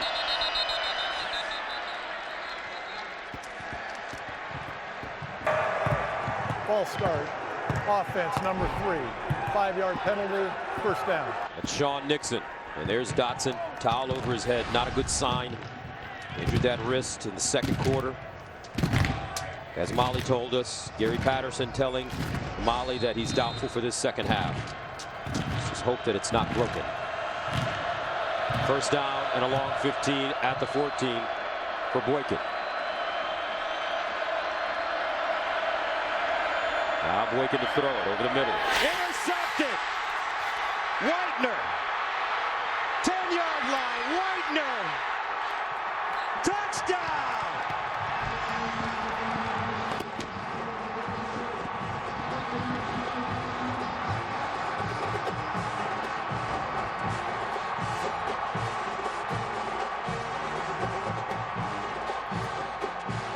Chad Whitener started this season as a backup, comes into the starting lineup after Ryan Simmons was lost due to injury. I think his foot was out before he actually scored the touchdown, but regardless, what an enormous play from the sophomore from Mansfield, Texas. Transferred from Cal, where he played in a limited role as a true freshman back in 2013. Came here to Stillwater as a walk-on, earned a scholarship prior to fall camp this season. It comes up with one of the biggest plays of the season so far for the Cowboys. Boy, whether he got in or not, which it doesn't look like he did, what a great play from Whitener. That's when doing your job pays off. Drops in the perfect spot. Boykin didn't see him. And that's his second interception of the day. This play under review, and pretty obvious that Whitener did step out of bounds before he got in the end zone. Boy, who says there's no defense in the Big 12? Yeah, who says that? How about these Cowboys? And what is it? What have they done to confuse Trevon Boykin? They have jammed the wide receivers at the line of scrimmage. Review, the runner stepped out at the 1.5-yard line. The ball will be placed at the 1-yard line. First down, Oklahoma State. They're playing into their bread and butter, which is their rush. Emmanuel Ogbah, that front seven. They jam the wide receivers, force Trevon Boykin to hold the football longer than he wants to. And because of that, they're making huge plays. So you're saying their timing is off. They're disrupting their timing. They've got no timing because of the jam at the line of scrimmage. This secondary is what has propelled this unit, the defensive unit for Oklahoma State during the course of this day. And they're allowing the linebackers and defensive linemen to disrupt Trevon Boykin's timing in the pocket. It's been masterful. A great game plan from Glenn Spencer and great execution by these kids. First down and goal at the 1-yard line. Carr and Taylor in the backfield. And this is Rudolph with the quarterback run. Touchdown, Cowboys. No, excuse me, J.W. That's his specialty.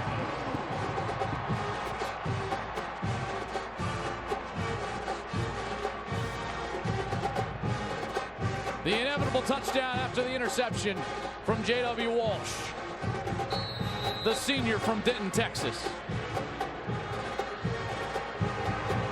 Ben Grogan for the extra point. Oklahoma State has converted opponents' turnovers into 100 points this season, most in the Big 12. J.W. Walsh finding the end zone. How about this? TCU in major trouble.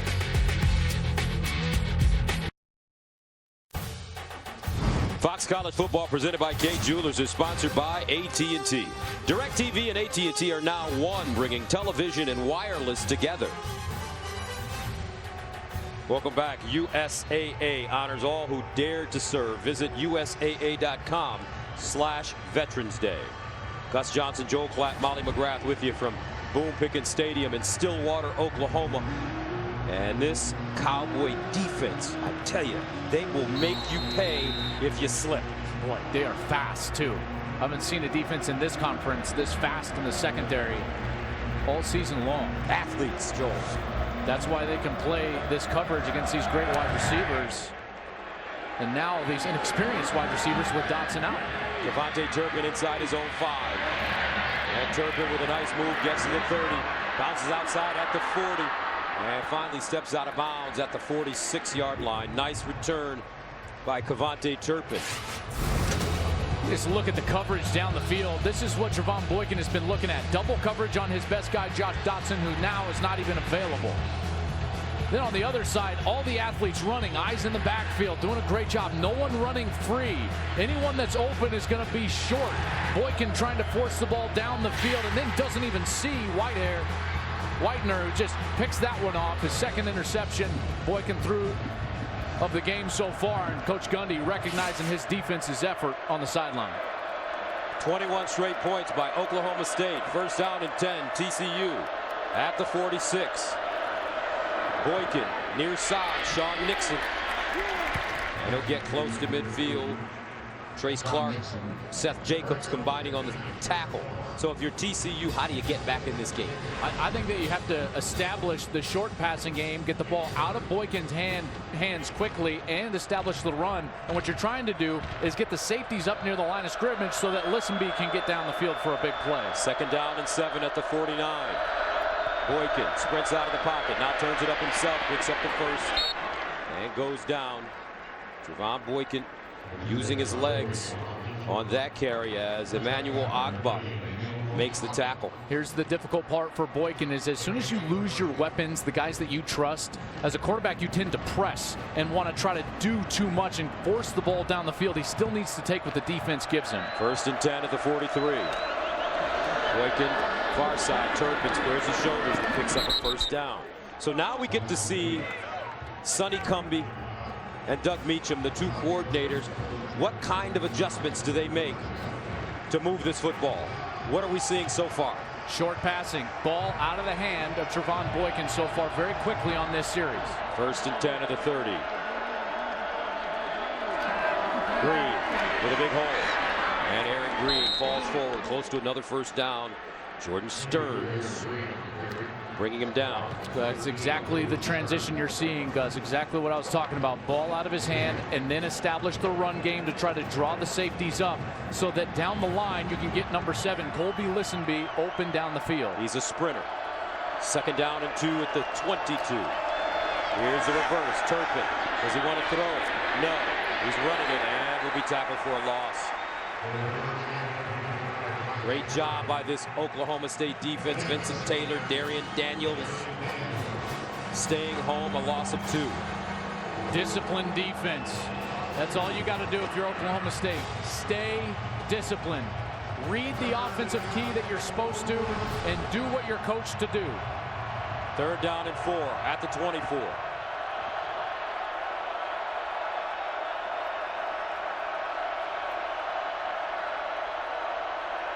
Boykin over the middle, first down, Nixon as he crawls to the 12.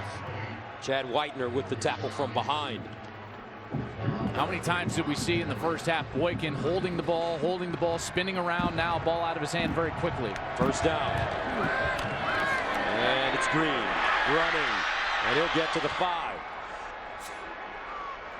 What a great cut he made. Some elusiveness, even in a tight space, able to get away from the Oklahoma State defender. Second down and 3 at the 5. Green again. Dives forward. And looks like they'll spot it at the 1-inch line. Gives him the first and goal as he reached and tried to reach the end zone. First and goal at the 1. TCU wasting no time.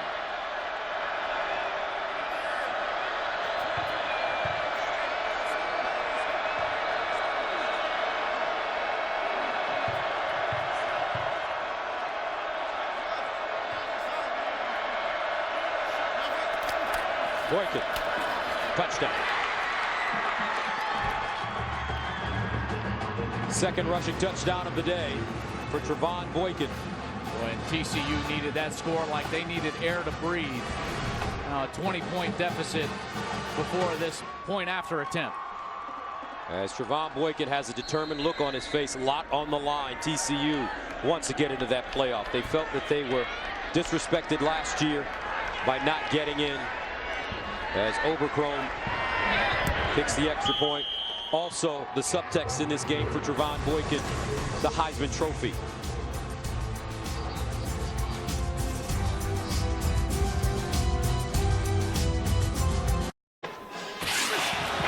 Welcome back. TCU has had to come from behind twice this season. September 26th in Lubbock, Aaron Green caught the game winner. Then on October 10th, Josh Dotson's 55-yard touchdown catch with just over a minute to go sealed the victory for the Horned Frogs. Have been here before. Not quite like this and not quite like this opponent. Oklahoma State has been so good here today. Overcrom will send it away. Jeff Carr, the deep man. And he'll let this one go out of the end zone. So Oklahoma State will start from their 25. As Mason Rudolph prepares to come back on the field, you got to give these offensive coaches a lot of love for what they have done in that first half and all season long. Mike Yurcich has done a great job, and really ever since the halfway point of last season and then making the decision to go ahead and pull the red shirt off of Mason Rudolph, that's what set them up for this run to start the season 8-0, to play with a quarterback now that's not in his first season. He's had the experience of being the starter in the offseason. We're seeing that pay off here down the stretch. First down and 10 at the 25. Rudolph, play fake, rolls out, dumps it down, caught. McCleskey, oh, he got mugged. A good old-fashioned Derek Kindred, New York City mugging. Kindred is sick of getting beat deep. He came up with some vengeance right there. The senior from San Antonio, Texas. Last season was honorable mention, all Big 12. Started all 13 games. This guy can play some football now, and you're starting to see this TCU team now play with a little energy that we did not see from them in the first half. Second down and 9 at the 26. The answer for that for Oklahoma State has been James Washington. Rudolph looking. Down the field, Rudolph, caught, James Washington, the answer, 74 yards.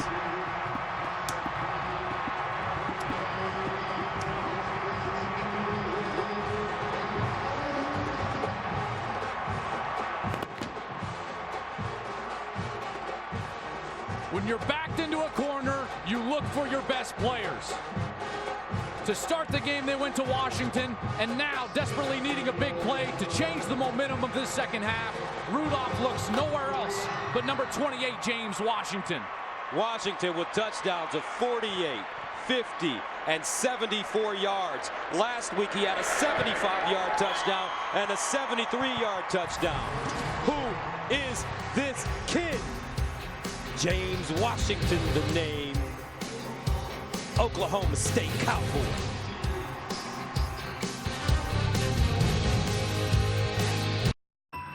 There are things we expect from a phone screen. We expect it to be rigid. We expect it to be flat. We expect it to be fragile. But what if it wasn't? Wouldn't that change what we expect from a phone?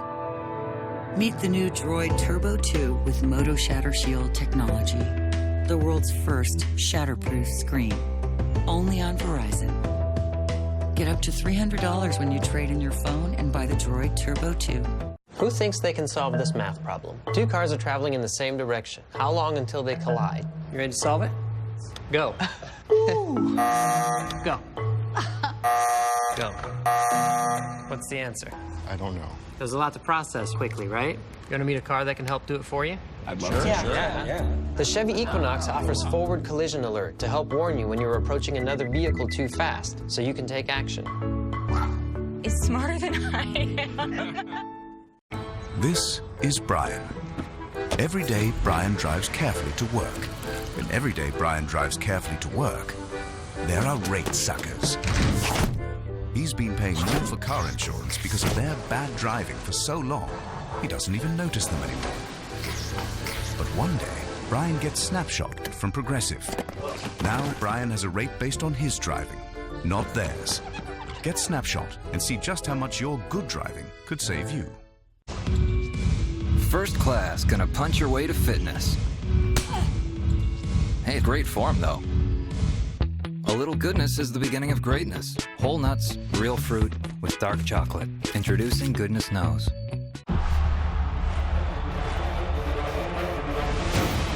This is going to be a wild rematch for as long as it lasts.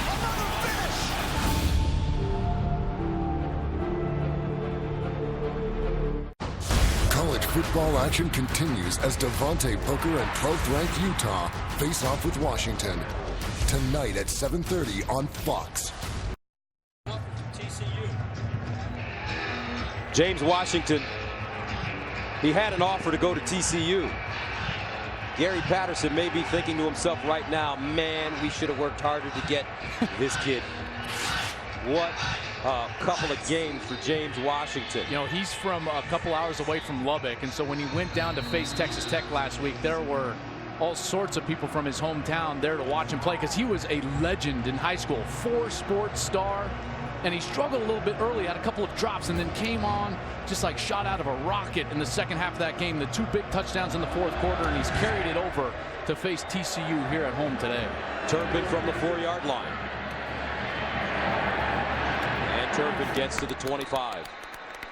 Well, let's take a look at the human highlight film of James Washington. And I love that it started early.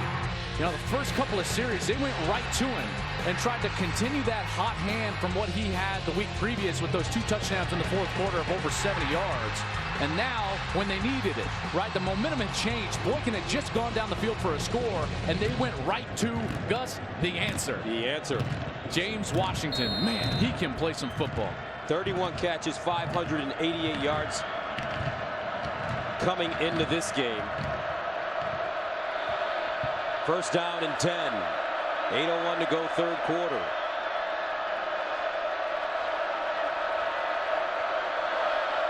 Boykin to Turpin.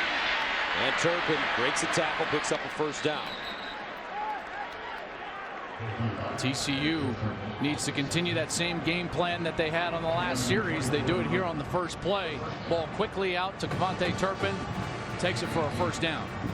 You know, the last thing you want your defense to do if you're Oklahoma State is start sitting on their heels. They've been so good because they've been aggressive.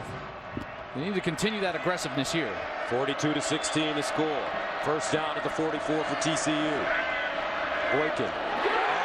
Intercepted again. Trey Flowers says, give it here and don't say nothing.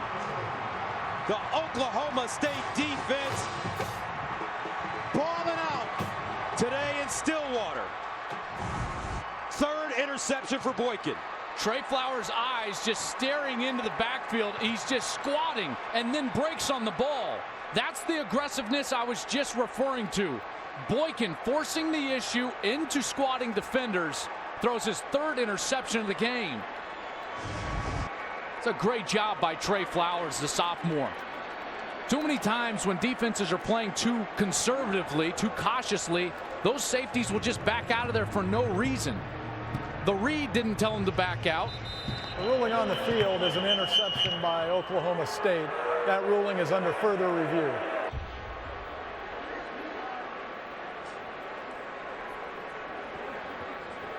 Take a look to see if he controlled this going all the way to the ground. Sure looked like it from the last look that we saw, but it would be a good look. He takes it into his right hand as he's going to the ground. That should be an interception. Yeah, you bet. Never great moves. job of cradling that football. Remember, the ball can touch the ground as long as it doesn't jostle. If you maintain control, that's a catch.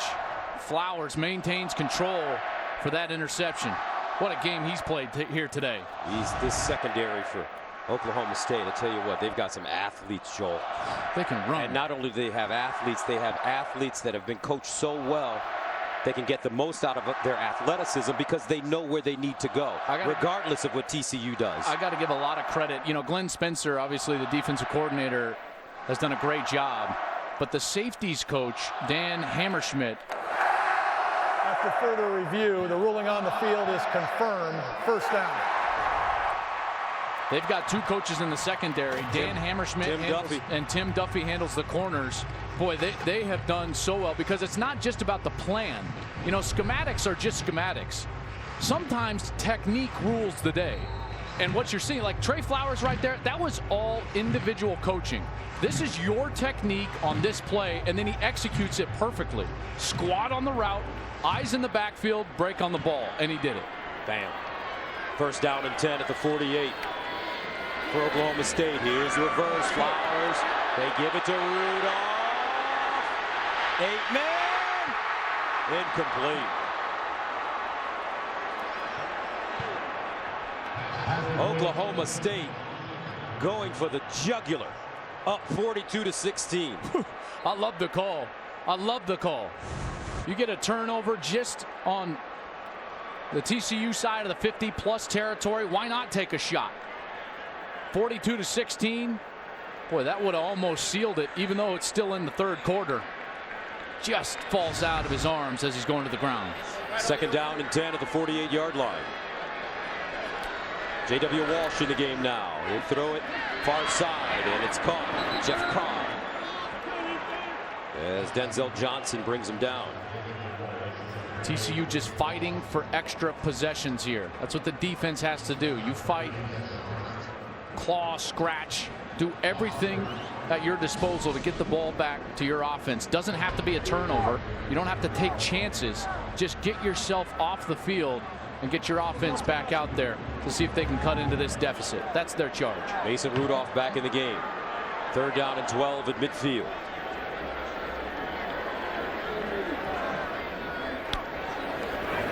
Rudolph with time, steps up, runs it himself, and goes down to the 45. Torrance Mosley chops his legs out. Good decision by Rudolph. Better coverage down the field than we saw in the first half. No free Cowboys running loose on those curl routes in the intermediate zones. And then Ty Summers coming flying in there, the redshirt freshman from San Antonio. Last TCU defender to make contact with Rudolph as he was going out of bounds. So the fifth punt of the game for Zach Seiner. Devontae Turpin will stand at his own 10. Seiner at the 41.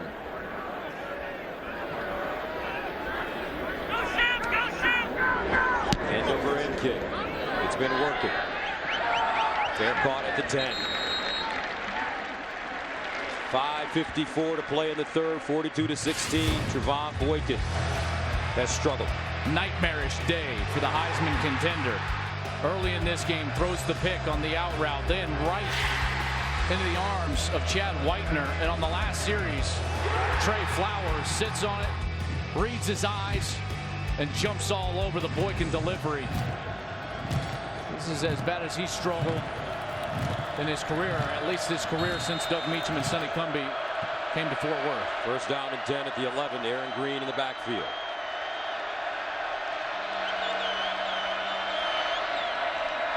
He's swinging out far side. Turpin looking for room, and he is leveled.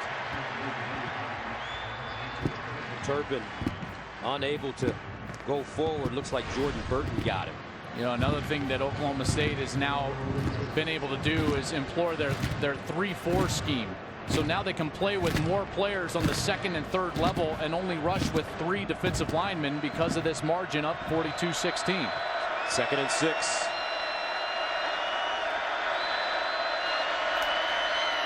And this time it's Nixon.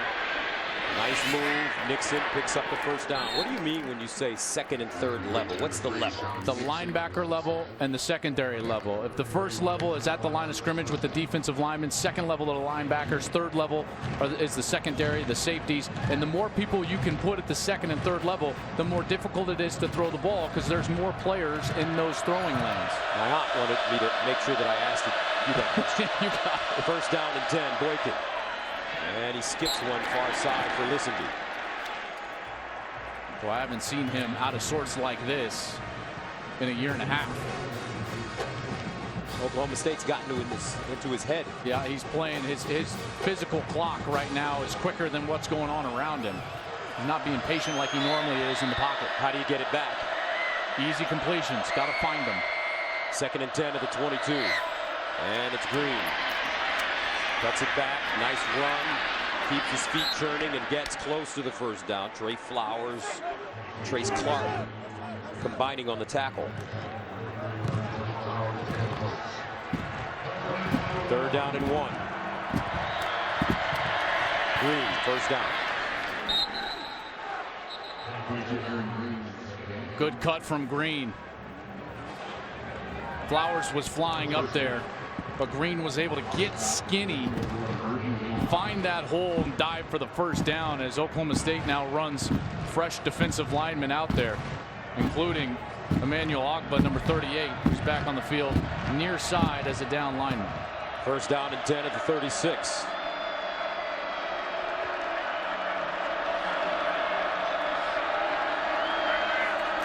And Boykin decides to run it with room. Not a flag on the play. He lost the ball, but he should be down. Emmanuel Ogba with the tackle.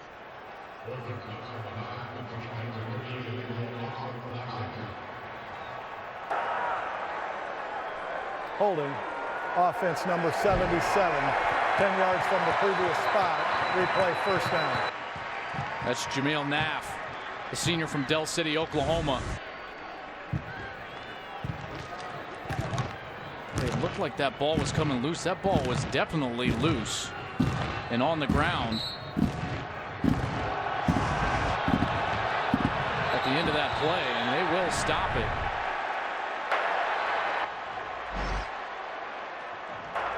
The ruling on the field of the runner down by rule is under further review. Well, remember now to avoid, to reward the ball to the opposing team on a potential turnover. Ball clearly loose. It's coming out, and it's at the right hip of Trevon Boykin as he goes down and that shin hits the ground. But then is there a clear recovery by Oklahoma State? I would say yes.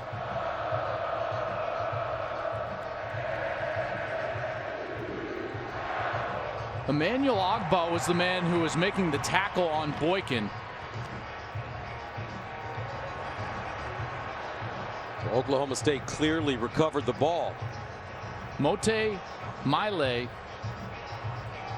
is the one who recovered this ball. Mike Pereira, what are you seeing from this play?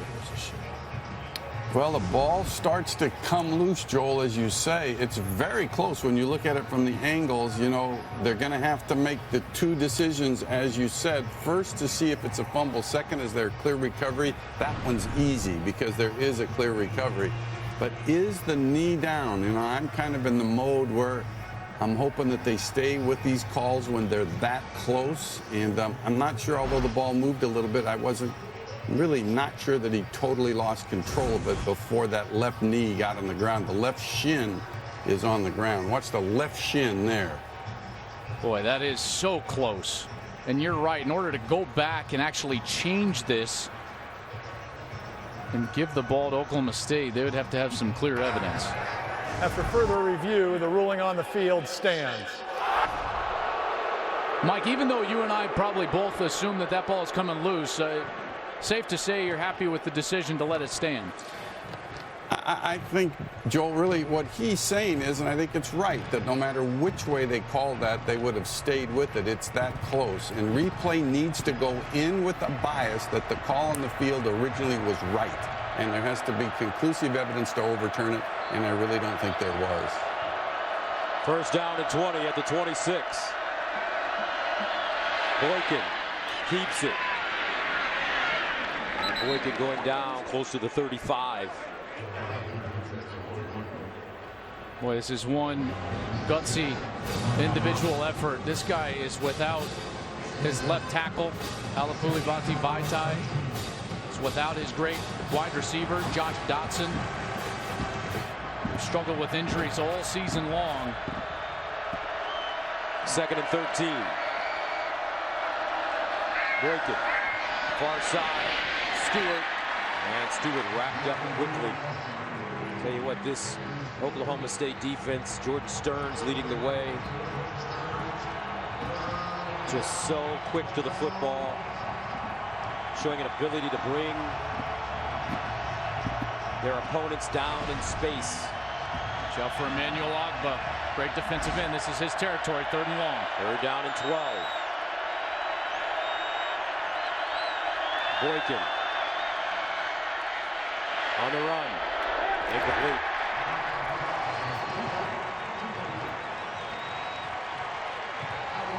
The timing with all these freshman receivers just clearly off with Trevon Boykin. He's got Jerrison Stewart, a true freshman, number 14. Jalen Austin, a true freshman, number 15. Sean Nixon, number 3, a redshirt freshman, all on the field. And right now, this passing game is all out of sorts. And this will be the 4th punt for Perry. And he delivers the Aussie rules kick.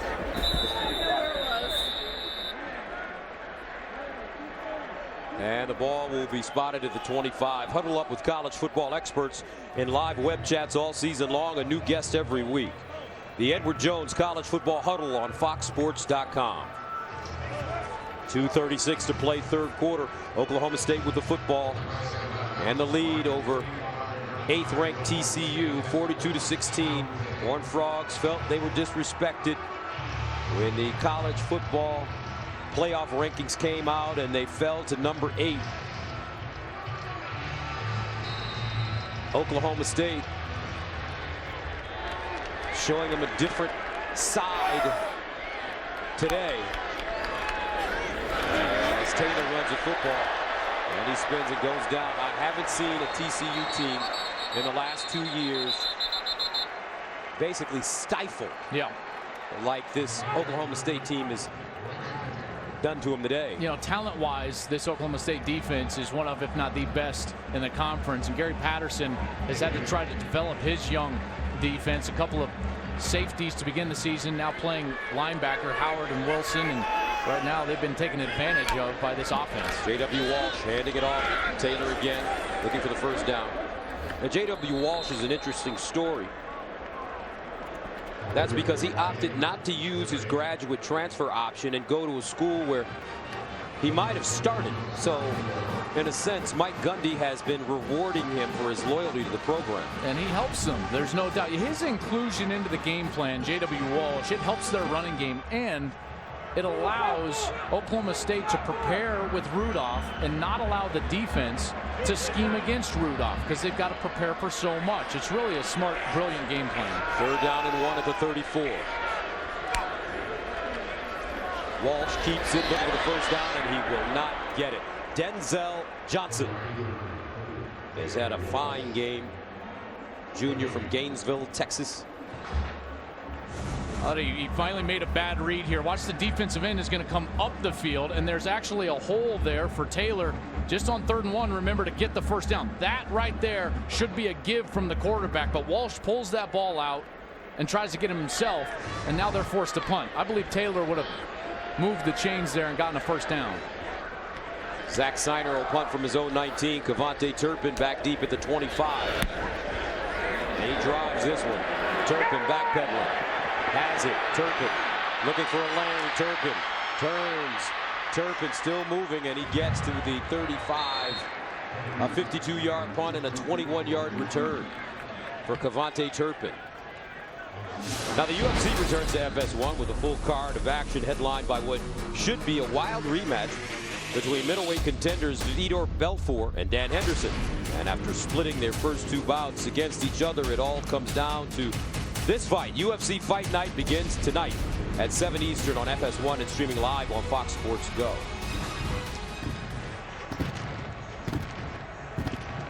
This defense came in leading the Big 12 in turnovers force, sacks, and tackles for loss. Rushing defense, they haven't disappointed. Travaris Johnson running the football, and he picks up a first down, spins, stays on his feet, and gets inside Oklahoma State territory. Trey Flowers brings him to the turf.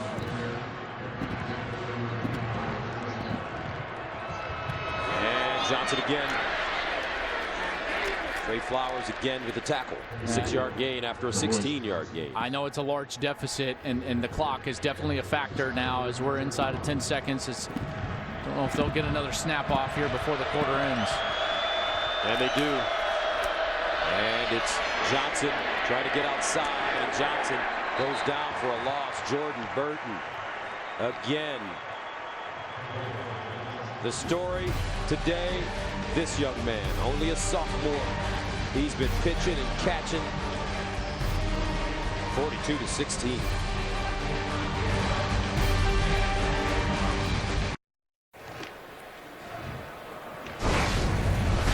Welcome back to Fox College Football, presented by Kay Jewelers.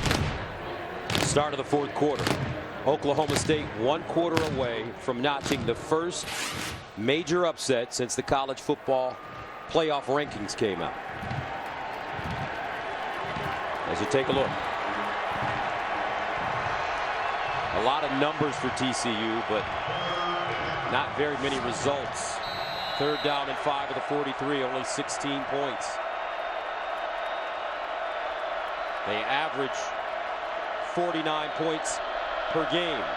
Over the middle, incomplete. And that is second in Division I. Flag on the play.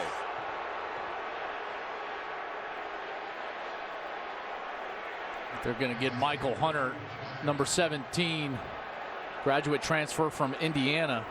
Came in. He's played really well for them. Pass interference. Defense number 17. That foul will be enforced at the spot of the foul. Automatic first down. Boy, I didn't see much there. I know he put his hands on him, but he didn't alter the movement of the wide receiver. It wasn't forcible contact. But an automatic first down for TCU. At the 36. Hicks.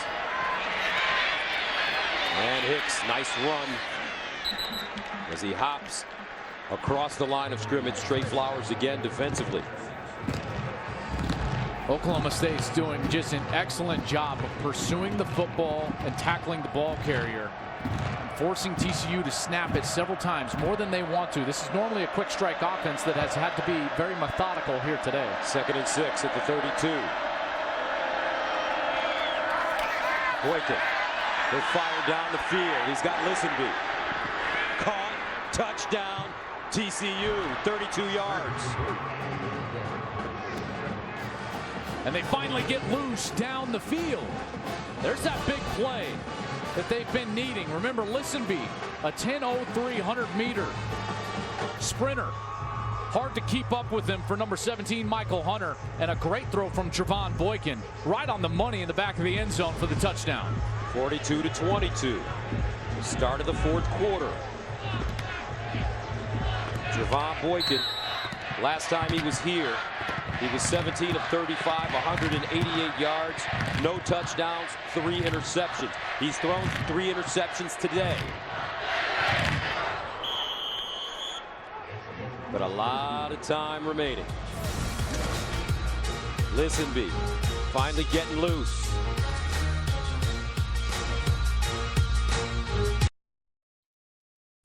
Fox College Football, presented by Kay Jewelers, is sponsored by Geico. 15 minutes could save you 15% or more on car insurance. By DirecTV, don't just watch TV, DirecTV. And by Kay Jewelers, every kiss begins with K. Welcome back. 42-23, Oklahoma State leading TCU. Trevon Boykin finding Colby Listenby. 24th straight game with a touchdown pass, longest active streak in FBS. And that one was a beautiful throw. I mean, that was not a big window down the field to Listenby in the back of the end zone that he was able to get. They're going to need some heroics. I mean, they don't even just need fireworks. They need heroics. They need their defense to get the ball. Desperately. They need a turnover. Again, extra possessions is what TCU needs to stay undefeated here. Jaden Oberchrome will kick it away. Jeff Carr, the deep man for Oklahoma State. And he'll kick it short, trying to catch Oklahoma State off guard. And they don't. Nicely done, as the Cowboys were prepared for such a play. Brian Suzuki returning it. And his team has had some big games in the past, knocking off top 10 opponents. They beat Missouri in 2012. They beat Stanford, a team that was ranked 4th.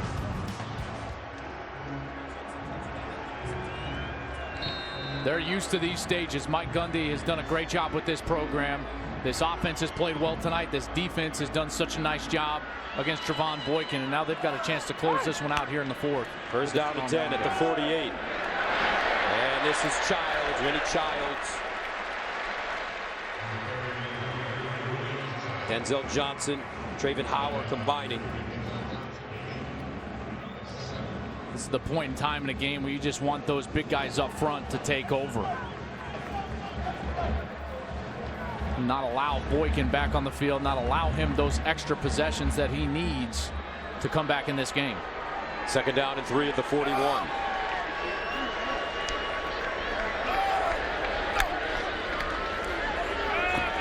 Rudolph throwing. Jeff Carr gets back to the line of scrimmage. Couldn't stay on his feet. If he could have stayed on his feet, he had a shot at that 1st down. Yeah, he absolutely did. That ball thrown well behind him, way too low to the ground. And now TCU has an opportunity, and they'll go to J.W. Walsh, who runs in along with number 30, Raymond Taylor, who's been very dangerous at the running back position here tonight. 3rd down and 4 at the 42. J.W. Walsh, he's the runner.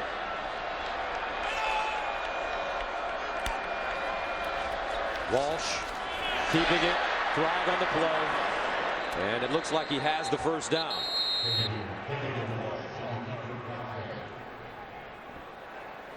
You're going to get Michael Wilson here on a hold, number 74. Holding, offense number 74, 10 yards from the previous spot, replay 3rd down. Here's Michael Wilson. Watch, he's going to just get tripped up. His feet get too close together, and as he's going down, he just drags the defender down with him, and the flag comes out. So now, just an excellent opportunity for TCU to get the ball right back to their offense.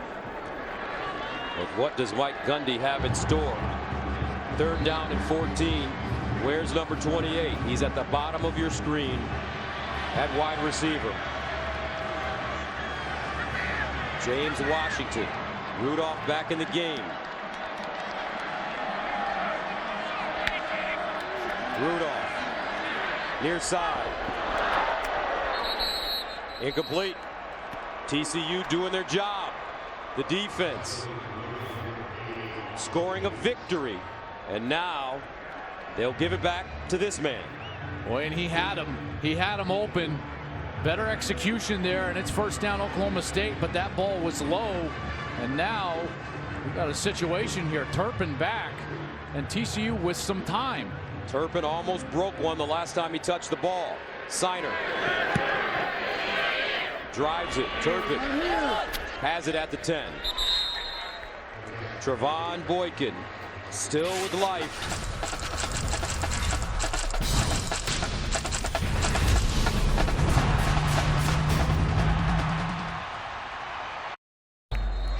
Well, here's what's on the line with 12:22 left. 16-game winning streak for Gary Patterson and the TCU Horned Frogs. Of course, facing a team that's not too shabby themselves as it relates to winning streaks, with Oklahoma State at 10 right now, both in the top 6 in the country in that category. 1st down and 10 for Trevon Boykin at his own 10-yard line. And Boykin to throw on 1st down. Rolling, now running. Boykin back to the line of scrimmage before being knocked out of bounds. Boy, he had Kevontae Turpin wide open right on the sidelines, about 15 yards down the field here on the near side, but could never get his arm back because of the pressure being put on him by that Oklahoma State front. It was very close to a big play, but you got to credit that pressure and pursuit from Oklahoma State. A loss of a yard, 2nd down and 11. And he'll hand it off to Green. Breaks it inside. And he'll get to the 14 before being brought down. Darian Daniels and Chad Whitener with the tackle. 3rd down and 7 now. At the 13, big play for TCU. They have to stay on the field. Turpin is really their best possession wide receiver. He's the one that Boykin would most likely trust in this situation. Remember, Lissenby just caught a touchdown from Boykin.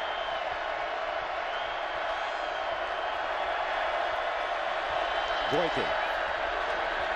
All day, Boykin looking, now runs it, cuts it back, dives forward and picks up the 1st.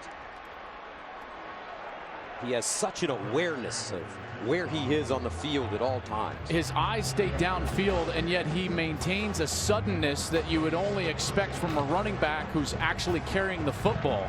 It's as if he's still ready to pull the trigger and get it downfield, and throws a juke move still for the first down. Really amazing athleticism. Boykin has played running back and wide receiver during his time at TCU.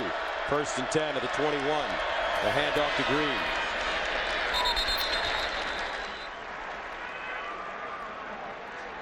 This is the exact type of series that Oklahoma State wanted. Chewing up that clock, allowing the clock to run. They will be just fine watching Trevon Boykin hand the ball off to Aaron Green all the way down the field. 2nd and 8.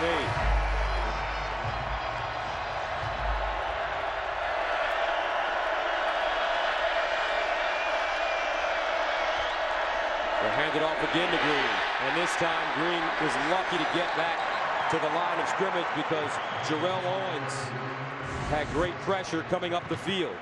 See all those defenders back, standing up with their eyes on the quarterback. So Boykin, when they call that run play, he's got to give it because they're defending him.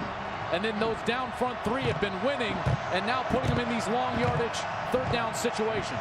3rd and 7 at the 24. Empty backfield for Boykin. He ran for the first down the last time. Boykin steps up over the middle. Caught. 1st down, Sean Nixon. Wow, what courage from Nixon to hang on to that ball. He got absolutely drilled up in the air, hangs onto the ball as he gets bent all the way backwards. Retains possession for the 1st down. What an amazing catch from Sean Nixon. Amazing game. 7 catches, 128 yards. 1st and 10 at the 36. Boykin steps back, looking over the middle again. And caught by Nixon again. If you weren't with us at the end of the 1st half, the major story for TCU, Josh Dotson going out of the game with a wrist injury. He has not returned. The All-American wide receiver was on his way to another great game. He's on the sideline right now. 2nd down and 3 at the 43. Boykin throws it out. Stewart falls forward, and he's short of the 1st down. He needs about a half a yard. Kevin Peterson.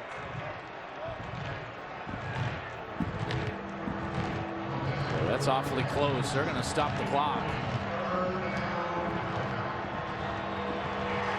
Based on the spot by the far side official, looks like that nose of the football is actually touching that 46-yard line, which would make this a 1st down. He's on top. There's the elbow down. I think that spot was way too generous based on that right elbow and where the ball actually was. Hard for that far side official to see that because the ball was actually hidden behind him.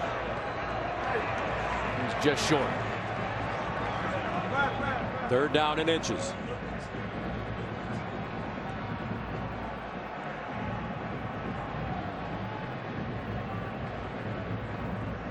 They've run that quarterback sneak a couple of times in this situation with Trevon Boykin. Without Dotson on the field, Boykin clearly their best weapon.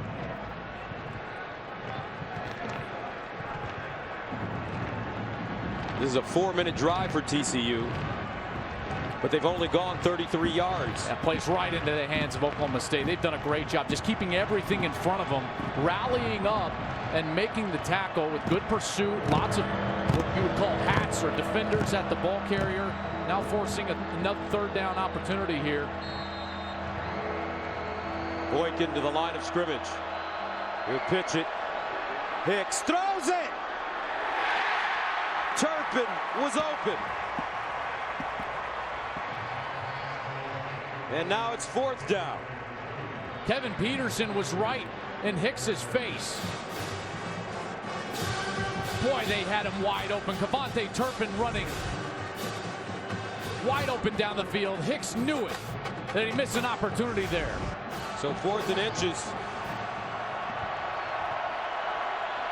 TCU going for it. No other choice. And the quarterback sneak and a first down. Chad Whitener trying to take Boykin's head off. How smart is this guy, Trevon Boykin? Not a design quarterback sneak. He just looks at the defense and he walks up, takes the snap from center and runs for a first down. First down and 10. Ball at the 47. Boykin. Near side. Listenby is open. Turns it up. Listenby still running. Trying to get free and finally delivers a lick as he's tackled a first down at the Oklahoma State 41. Well, they've got to get going here. A touchdown and an extra point would make this 42-30. They need to get it to that point by about 7.5. And they run it with Green. And Green close to a first down. And again, look at all the black jerseys around the ball carrier. They're just doing a great job, Oklahoma State, of rallying up and making those tackles, forcing them to snap it again. Boykin running, first down and more. Boykin needs to get out of bounds, and he does to stop the clock. Jordan Stearns pushing him out after the 13-yard pickup. About the point on the field where on last series they threw that fade route to Colby Listenby. That speed is so dangerous. He would have to get out of his hand very quickly to the back of the end zone, but a lot of time rolling off the clock. 14th play of the drive. They've had it for 5 minutes.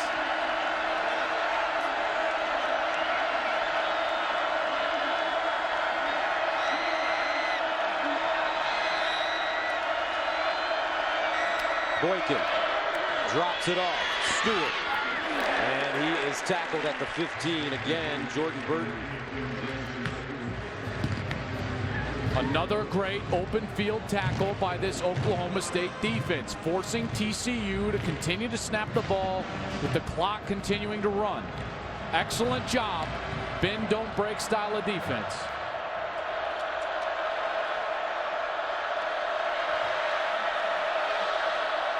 Turpin in motion out of the backfield. Over the middle, wide open receiver. And this will be Sean Nixon, who's having the game of his life. He's down inside the 5. When he has stepped up, and Josh Dotson instead gotten open several times on crucial downs in order to move the chains. 9 catches, 146 yards. First and goal at the 4. And they'll hand it off to Green. And Green goes down around the 2. Clock continues to run. Come up with something quick. Slant route or that zone read allowing Boykin to run it. Now they'll get into an odd formation. Boykin runs it, looking, turns it back, and will not get in. Great job by Oklahoma State. They're so disciplined, Gus. They know exactly where to line up, even in the odd formation. Then they pursue to the football, and they have been excellent in tackling so far tonight. Whitener and Stearns with the tackle. 18th play of the drive. 3rd and goal. Green cuts it back, leans forward, doesn't get in. No, he does. They give it to him. Touchdown.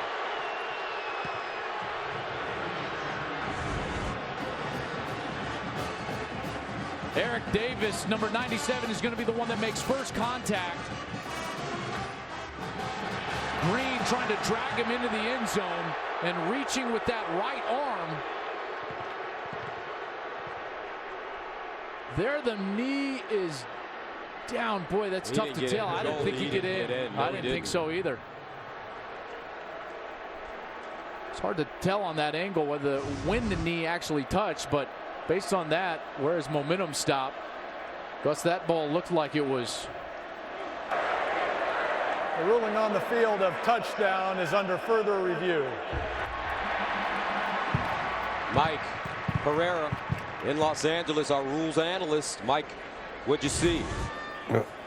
I'll tell you, the one shot looks like the ball is actually down short of the goal line. Then he extends it in. You see you've got the left knee down there. It's a key play because remember, if they rule this short, then they are going to start the clock on the ready for play. So they're going to actually lose more time, and that's your key there. We already know the knee is down, so to me it certainly does look short. So they would reset it there. It would become 4th down, and the clock would start on the referee's whistle.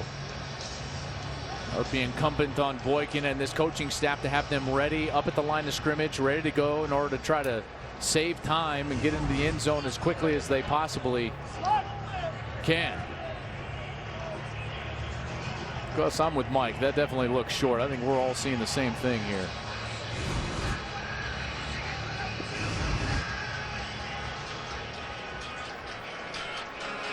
Right now, the head coach and defensive coordinator having a conversation. Glenn Spencer, Mike Gundy. Just can't say enough good stuff about Mike Gundy, though.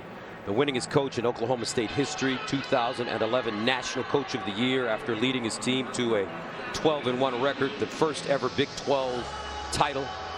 Had a Fiesta Bowl victory over Stanford and finished number 3 in the polls. Nobody saw Oklahoma State coming this year, especially after last season, in which the Cowboys struggled to find out who their quarterback was. So Coach Gundy rolls the dice. He puts this freshman in, takes his red shirt off after the 11th game of the season, and it turned out to be a stroke of genius. Yeah, because the momentum was gained. You know, they win the Bedlam game. They defeat their rival Oklahoma, and then they went on and had an offseason to prepare and plan for not just Mason Rudolph, but also J.W. Walsh and that dual game plan for those quarterbacks. After further review, the runner's knee was down with the ball short of the goal line. It'll be 4th down. The ball will be spotted just outside the goal line. And they were the forgotten school in this whole Big 12 conversation. Oklahoma, TCU, Baylor, primarily TCU and Baylor. And here's Oklahoma State. Oklahoma State ranked, picked to finish 4th by the Big 12 media behind TCU, Baylor, Oklahoma. At the beginning of the year, 4th down and goal. And this defense has had an ability to make big plays all day. This could be the ball game if they can hold right here. 4th down. Boykin running. Boykin. No!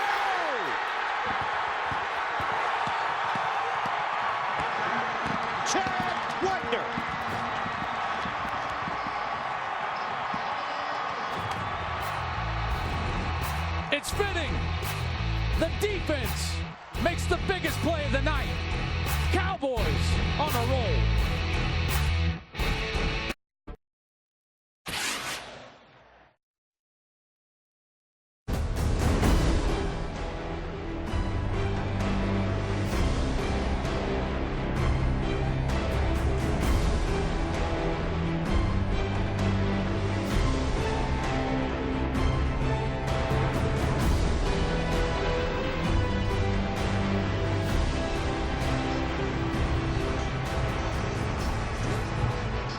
What a goal line stand for Oklahoma State. And the Cowboys are 5-21 away from defeating 8th-ranked TCU, as Rudolph will give them some room. And those faces tell the story here in Stillwater, Oklahoma. Such a promising season for TCU. The Litnikoff Award candidate goes out with that wrist injury, Josh Dotson. 3 times today, TCU has driven 60 or more yards and gotten no points. That drive, 19 plays, 89 yards. They ate up 7 minutes to come up empty. Raymond Taylor in the backfield. And Mason Rudolph will sneak it again. And he'll cross the 5.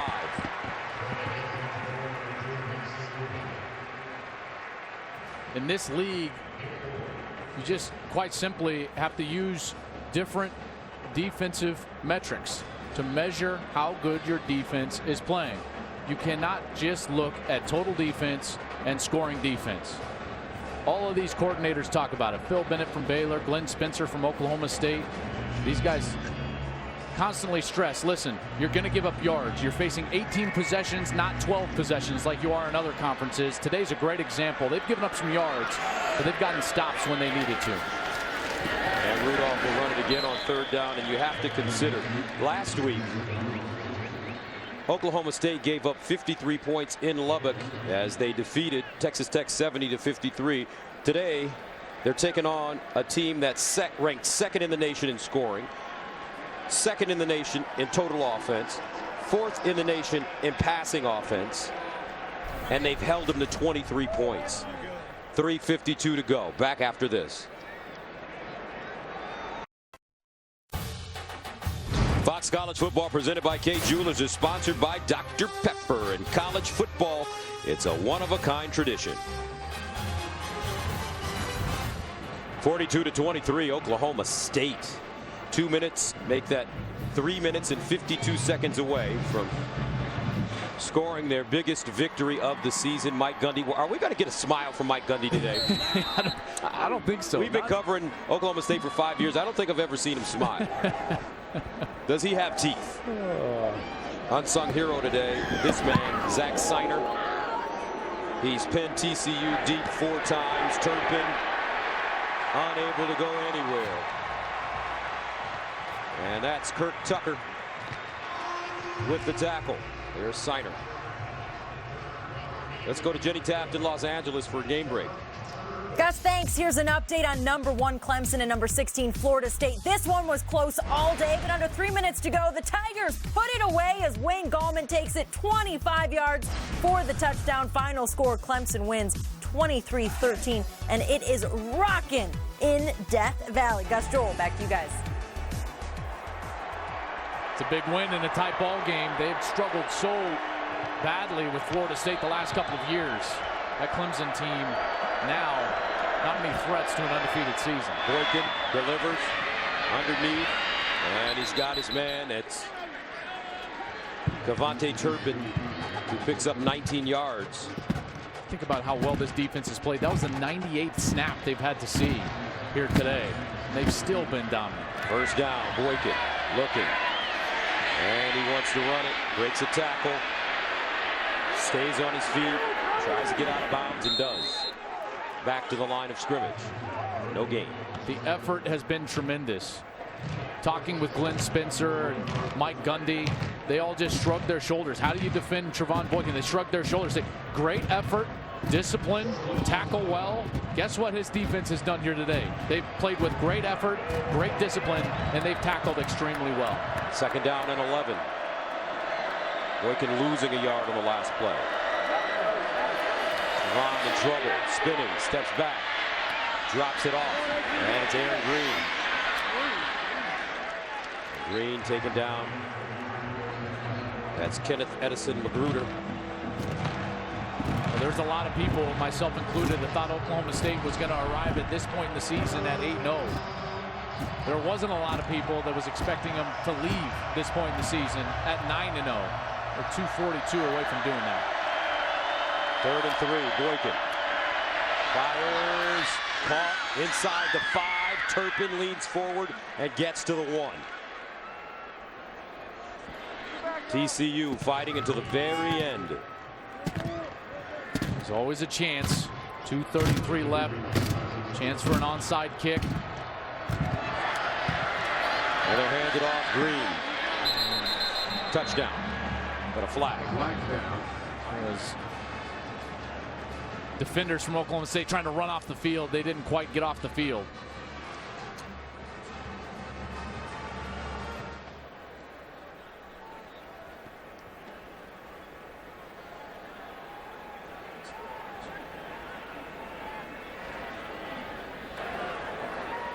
There are 2 fouls on the play, offside on the defense, illegal substitution on the defense. Both of those are declined. The result of the play is a touchdown. Well, that's exactly what they needed. A quick strike. And with the endings of some of these ball games in college football this year, nothing is over until those numbers strike 0. So the TCU offense remaining on the field, going for 2. Remember, Oberchrome missed an extra point in the first quarter. Aaron Green, the pistol back. Boykin in the corner. And broken up. Great job by Trey Flowers. 42-29. 2:28 to go.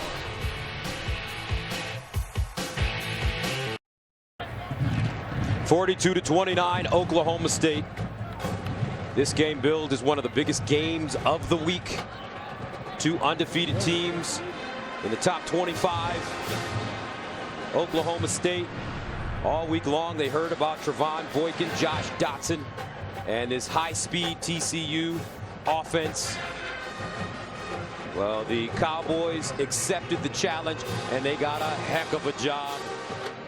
A heck of a performance from their offense. James Washington, Mason Rudolph. Big play after big play for this man, Mike Gundy, in his 11th year at Oklahoma State. And right now the Cowboys are 2:28 away from a big upset. These frontline guys, they can't go after the ball. Frontline guys have to go and attack the kickoff team, make the block so that the deep player can go and receive the football.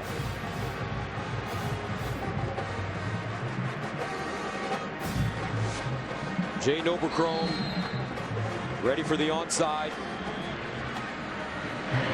Kicks it straight. And it's recovered by the Cowboys at the 30-yard line. Austin Hayes with the nice soft hands.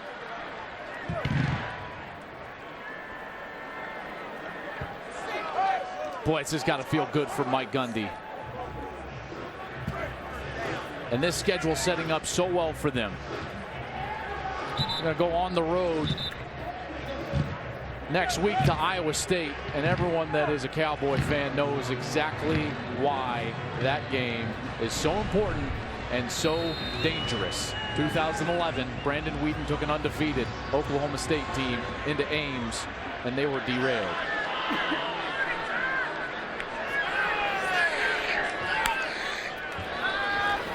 And they'll hand it off to Carr.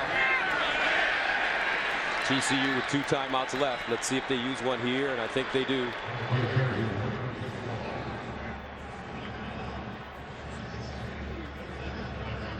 So 1 timeout remaining for the Horned Frogs. 2:21 to go. Timeout on the field. TCU 42-29. Oklahoma State. 42-29. Oklahoma State. Cowboys 2nd and 7.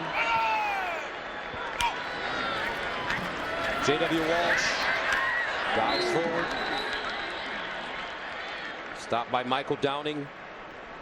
And another timeout called by TCU. And we'll take a quick break. Back after this. 42-29, Oklahoma State, 2:17 to go. Trevon Boykin can only watch now. As the Cowboys would love to pick up one more first down. Horned Frogs out of timeouts. James Washington, what a game. 5 catches, 184 yards, and 3 touchdowns. Well, he's special, isn't he? Yes, he is. 3rd and 4.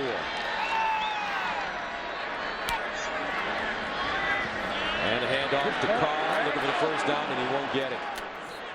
Denzel Johnson, Derek Kindred in on the play, but the clock cannot be stopped by TCU.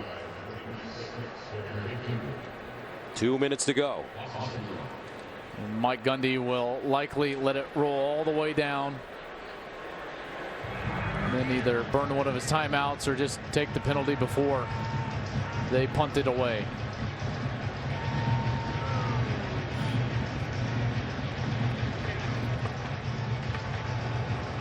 What a game for Oklahoma State. Their defense gave up 627 yards, but they were far more dominant than that here today.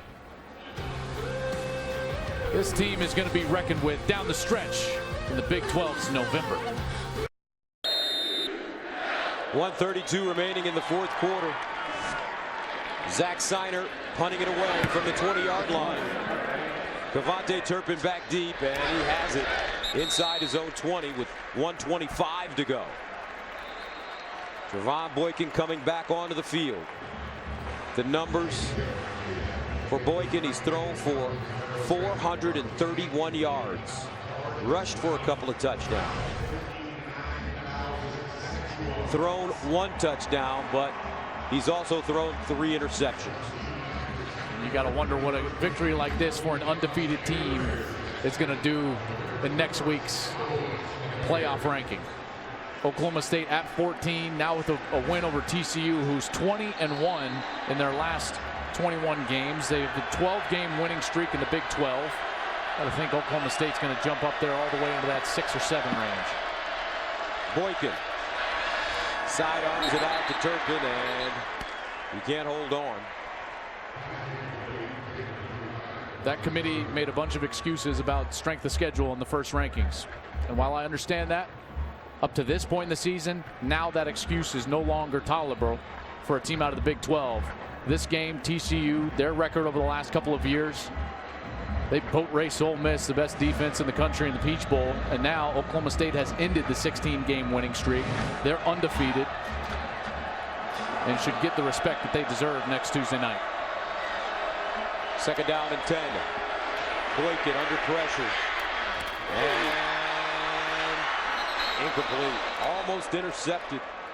And look how hard this Oklahoma State defense continues to play into the very end. 1 minute and 15 seconds left. The game in hand. And they're still flying around the ball. And they played 104 snaps of football, and they're still giving this effort. Emmanuel Ogbah, one of the best in the country, running around this field with his hair on fire. 3rd down and 10 at the 18. Boykin sidesteps over the middle, and it's caught. This one is Jalen Austin with the grab.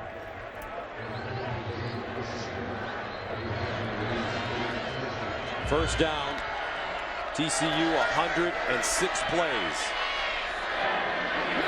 Boykin incomplete. Boy, isn't it just so obvious that this inexperienced core of wide receivers without Josh Dotson, the chemistry, the timing, the trust, it's just on a totally different level than what Boykin looked like with his star All-American Josh Dotson on the field for the first 8 games of this season. Dotson going out at the end of the first half with a wrist injury. He has not played in the second half. 2nd and 10.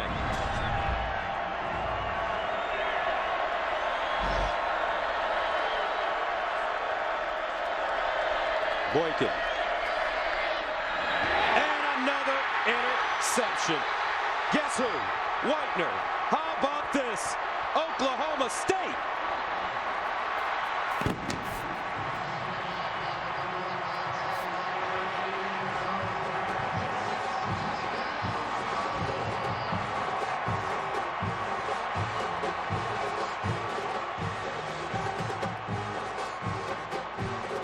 Chad Whitener have a night on the biggest stage of your life. A walk-on, transferred from Cal, earned the scholarship, and he has 2 picks off the Heisman Trophy candidate quarterback Trevon Boykin. First time in Boykin's career he's thrown 4 interceptions. Boy, that committee is going to have a lot of work in front of them. This man, Mike Gundy, emotionless. Why? Because this is what he expected. He knew what he had. The rest of the country didn't. 9-0. A visit to Iowa State, and then Gus at home against Baylor, and at home in Bedlam against Oklahoma. Wow. Those 2 teams will have to face this environment, and more importantly, this defense on this field in the end of November. This Cowboys team is for real. This is not just some undefeated team in TCU. I ran down the numbers. Pistol Pete high-fiving. As he should be. He should. Why do people sleep on Oklahoma State? Year in and year out, they exceed expectations. Had one of the youngest teams in the country last year. They finished the season on an amazing high note of winning that Bedlam game. Now they gain more experience. They get some transfers in here like Jordan Burton and Chad Whitener, Michael Hunter. They fill a couple of holes. Mike Gundy does a tremendous job with the chemistry of this program. And they're 9-0.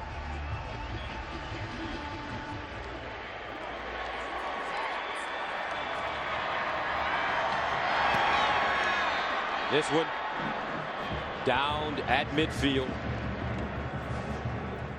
Stewart with the recovery. And let's take a look at our Dr. Pepper one-of-a-kind play of the game. We're going to give it to Chad Whitener. I know Washington had a big night, so we were choosing between his 3 touchdowns and then the 2 picks from Chad Whitener. But when you put the exclamation point on the victory like Whitener did in that last series, you get the one-of-a-kind Dr. Pepper play of the game. 21 points off 4 TCU turnovers for Oklahoma State. 49-29, 43 seconds remaining. 3 sacks, 6 tackles for loss, 4 interceptions.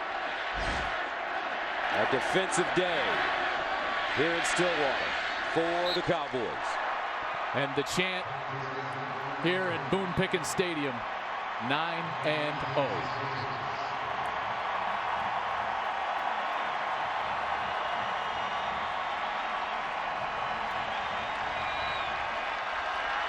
Boykin, another handoff to Green. Picks up a first down. The clock will stop momentarily with 16 seconds left. What a day for Oklahoma State. They came in prepared, fearless, confident against one of the top teams in the nation. Aaron Green again, doesn't get the first down, and that'll do it. There are only 2 undefeated teams remaining in the Big 12 Conference. Baylor and these Cowboys from OK State. 49-29 the final. Oklahoma State knocks off 8th-ranked TCU.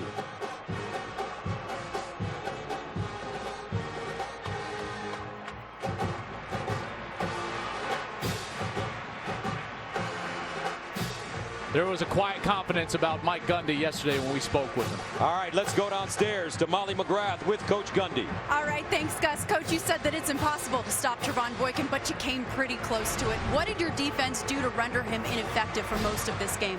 Well, we just played base defense and ran to the ball. And one thing I'd mentioned to you guys, that I thought we have really good team speed, and it takes a lot of speed to be able to run him down. The defensive coaches had a tremendous game plan. And then offensively, we were able to protect and throw the ball down the field. So the players just bought in and had a great week of practice. I'm very happy for them. Speaking of your offense, at times you guys were scoring at will. Mason Rudolph with a career-high 5 touchdown passes. Where did that explosiveness come from tonight? Well, we're still not as good running the ball as we need to be, so we have to be able to throw it down the field. And our receivers went and made some plays, and our protection was good. And these guys just like to practice hard, and they like being around each other, so we're very proud of them at this time. Coach, biggest win of the season. Gus wants to know if we can get a smile out of you. Well, I'm smiling inside, Gus, but this is a great day for the Oklahoma State people. It was very loud in here, and I'm proud of them. It's a really good time for the tragedy we had in the other families, so it's really a special time for Oklahoma State. All right, congratulations, Coach. Gus, back to you. All right, thank you very much. Got a little smile out of Coach Gundy. His team playing so well. 49-29, the final. Coming up after a short break, we'll get you to Los Angeles for more college football coverage.